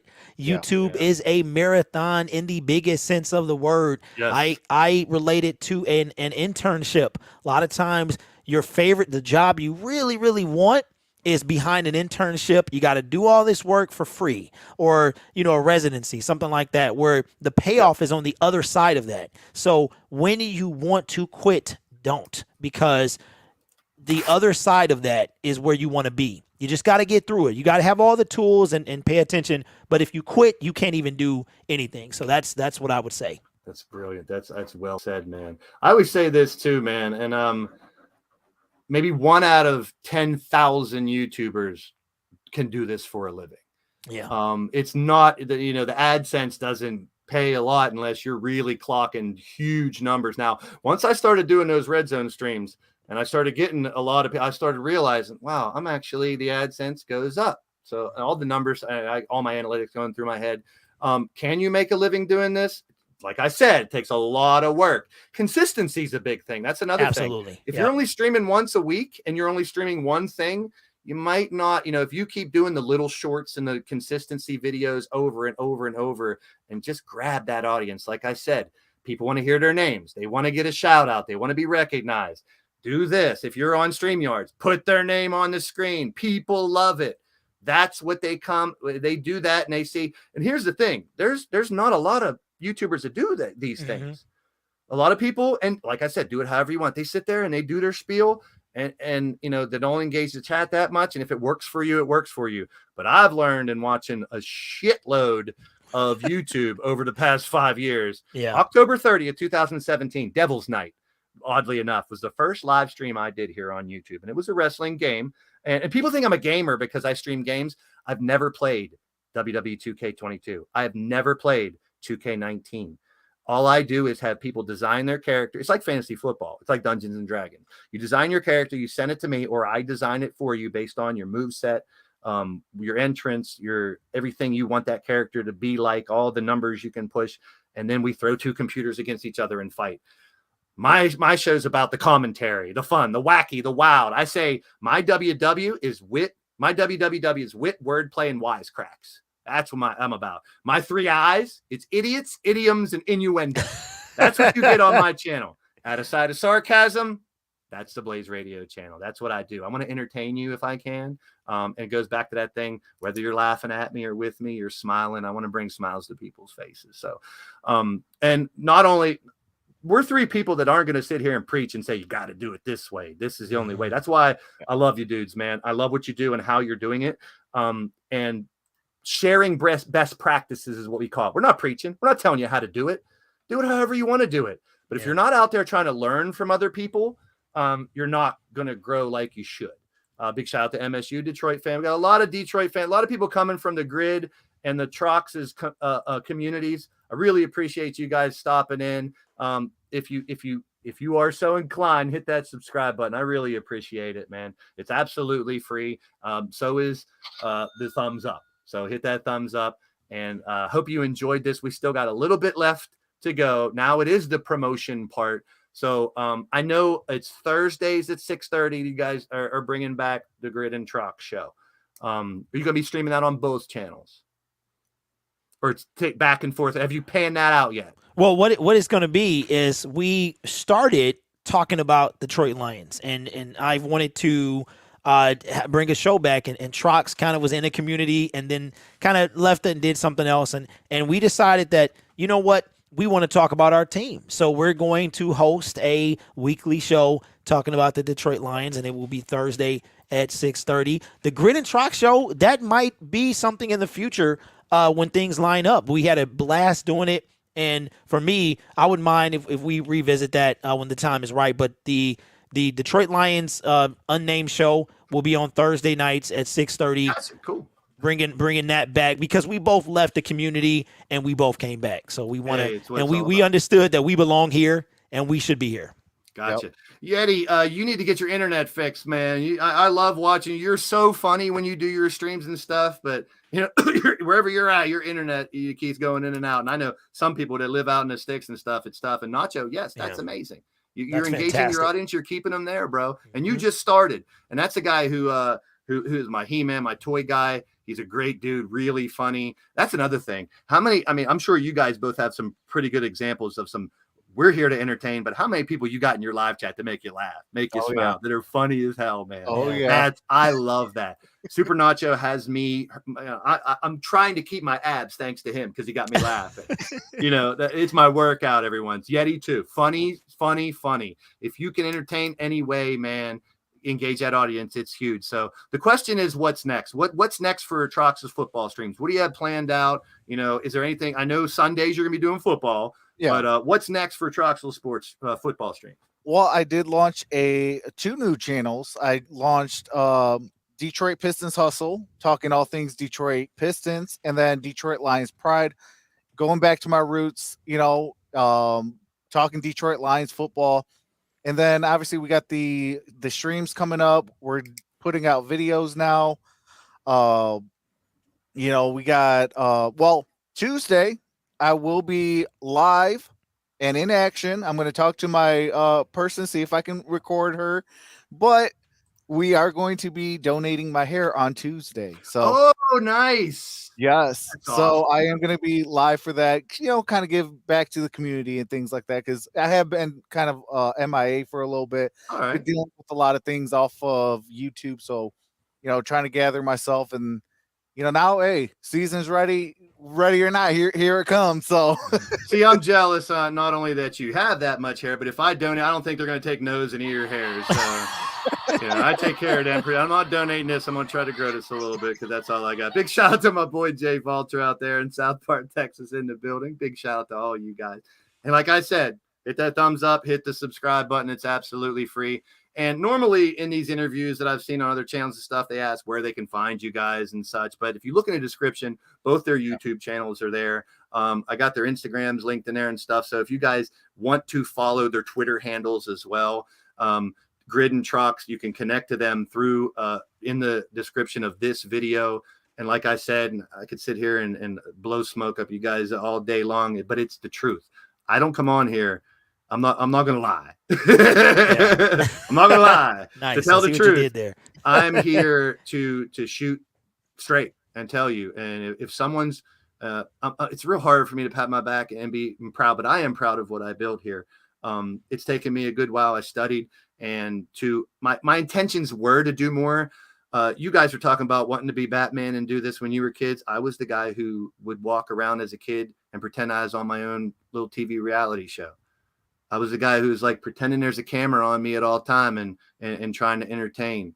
And oddly enough, I'm kind of doing it now. And yes, for the first 2 years, I think, before my face reveal, because I didn't want my channel to be about. There's a lot of guys that they're it's all, hey, it's my face, it's me, look at me, it's all look at me. And Grant, hey, if that's you, that's you, that's not me. And when I started showing my face, and this is how I always have been. I got a big nose. I got big ears. It won't hurt me if you make fun of it. It's been done a million times. It doesn't bother me. So it's all about how you present yourself and how you want to do it. And there's no right way, man. There's no right way. But to anybody out there, and to give advice, and someone said it, I think Yeti said it perfectly, be yourself. Yeah. I mean, learn off of others, evolve, but be yourself. Don't try to be someone else completely. I've seen some people out there that are literally straight copies of who they love on YouTube. It's okay if that's what you want, but don't expect to really grow if you're doing the same damn thing. I mean, I've seen people like same format, same words, same analysis, whether it's wrestling or football or all that, or people that come on just want to be 100% negative. And if that's you, that's you. Actually, there's a lot of big YouTubers that all they do is get on here and rant. People love to hear rants. Yeah. I mean, I ranted the other day on my wrestling podcast. It was something very passionate that I wanted to say, and I clipped it and put it on Twitter because I went off. I was sick and tired of and I want it to be better. I want the product to be better. So I ranted a little bit, dropped a little too many F-bombs, but but that's what I do. I mean, these guys keep clean chats, and that works on YouTube a lot. I know it, because that's going to help you reach a wider audience to stay PG and keep a clean chat. Sometimes it's tough. You got to watch that chat. And I know you both do have very good crews. Moderators. Let me touch base on that. Moderator is not, it's not a gift. It's not something you're just going to give to someone. It's not a prize. It's not welcome to my stream. You get a jacket. Here's you're blue. You're blue. You're blue. You know, going to some of these streams where everybody's blue. Here's the problem. Let me give this scenario to you guys. Maybe these YouTubers don't think about this. Even when your stream is not live, they can go into your stream as a moderator and ban everybody. Yep. Next thing you know, you don't have an audience and you don't know why. So you go into your analytics, look at your ban, and like, holy crap, I got a moderator that's banning everybody. So my advice is watch who you moderate on your chat. Learn, get to know them. People are going to come in and say, what do I got to do to get a branch? How can I be a mod? Tell them, hang out with me for a while. Let me get to know you. Let me find out what you're all about. If you got a channel, let me check out your channel. Big shout out to Rick H. I know he's part of you guys out there as well.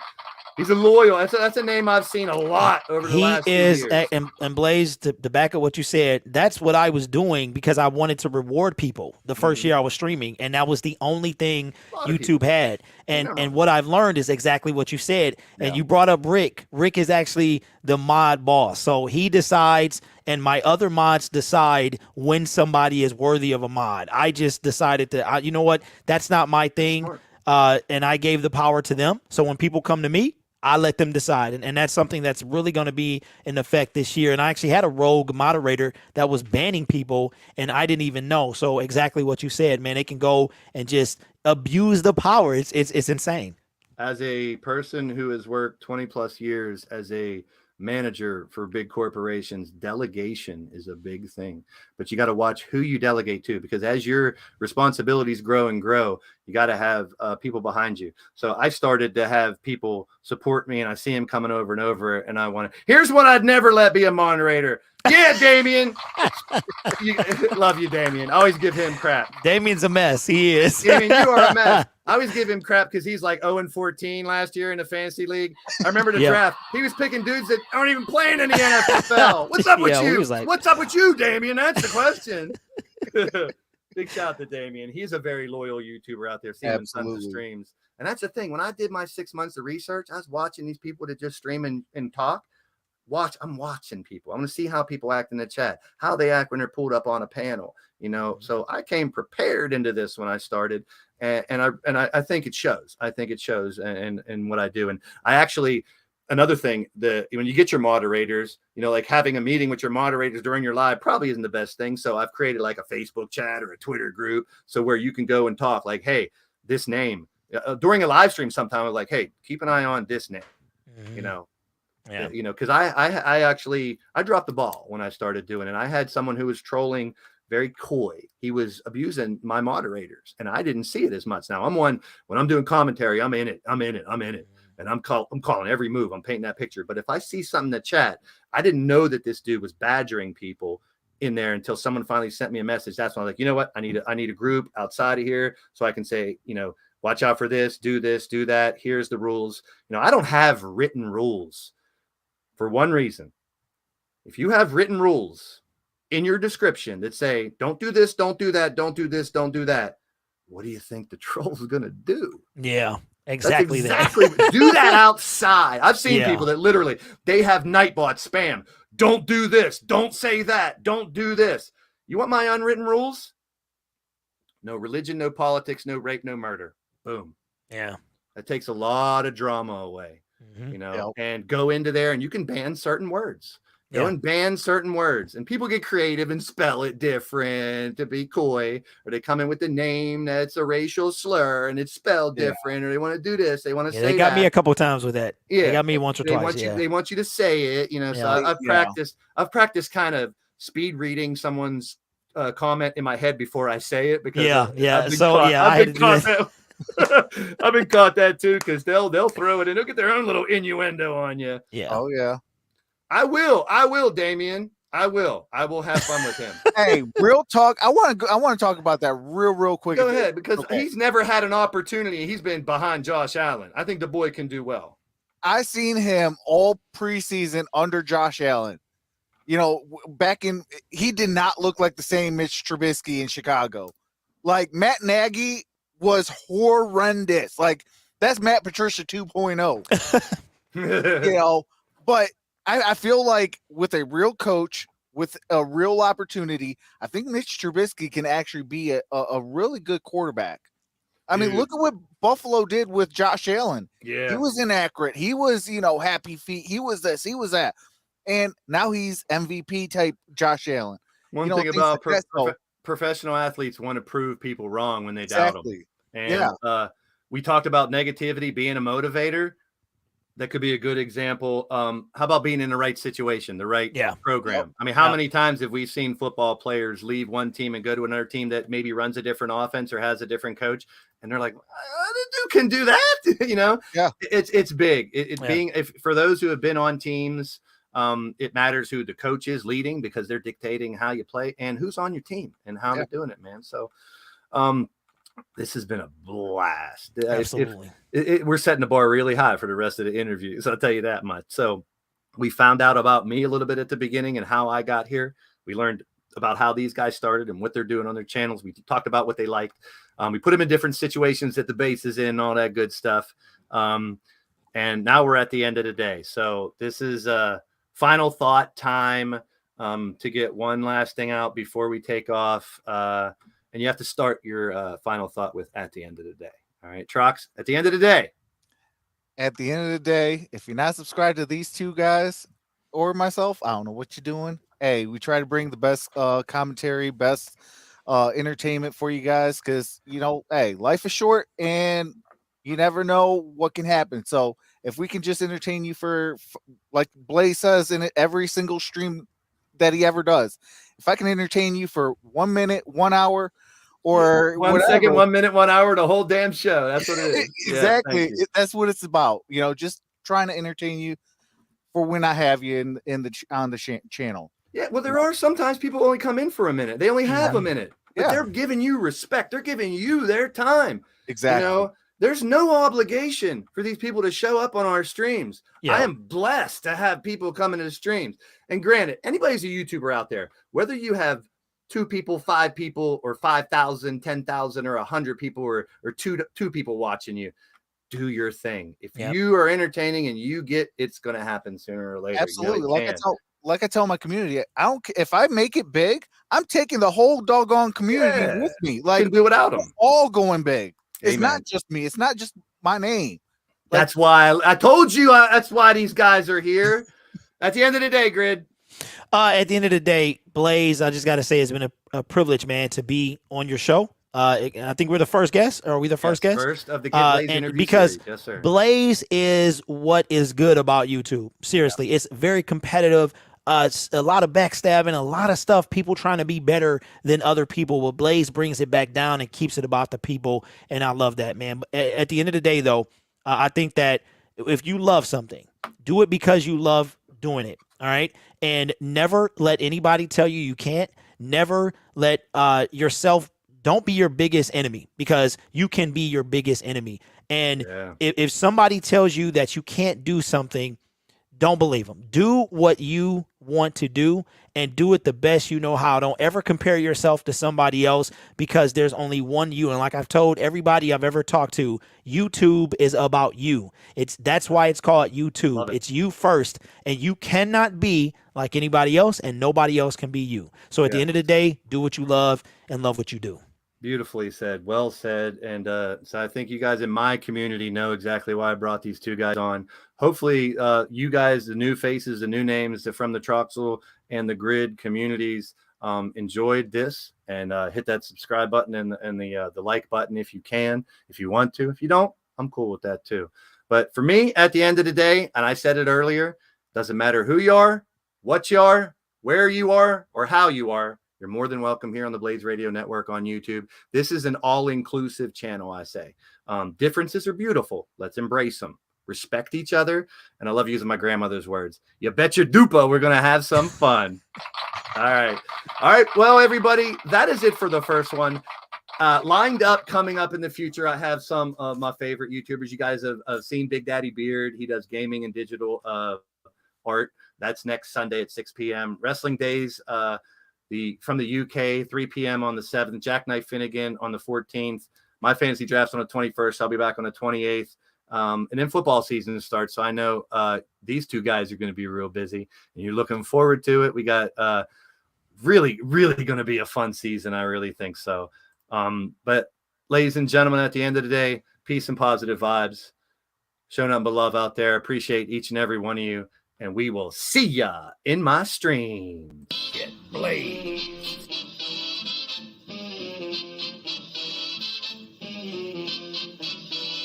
Get blazed.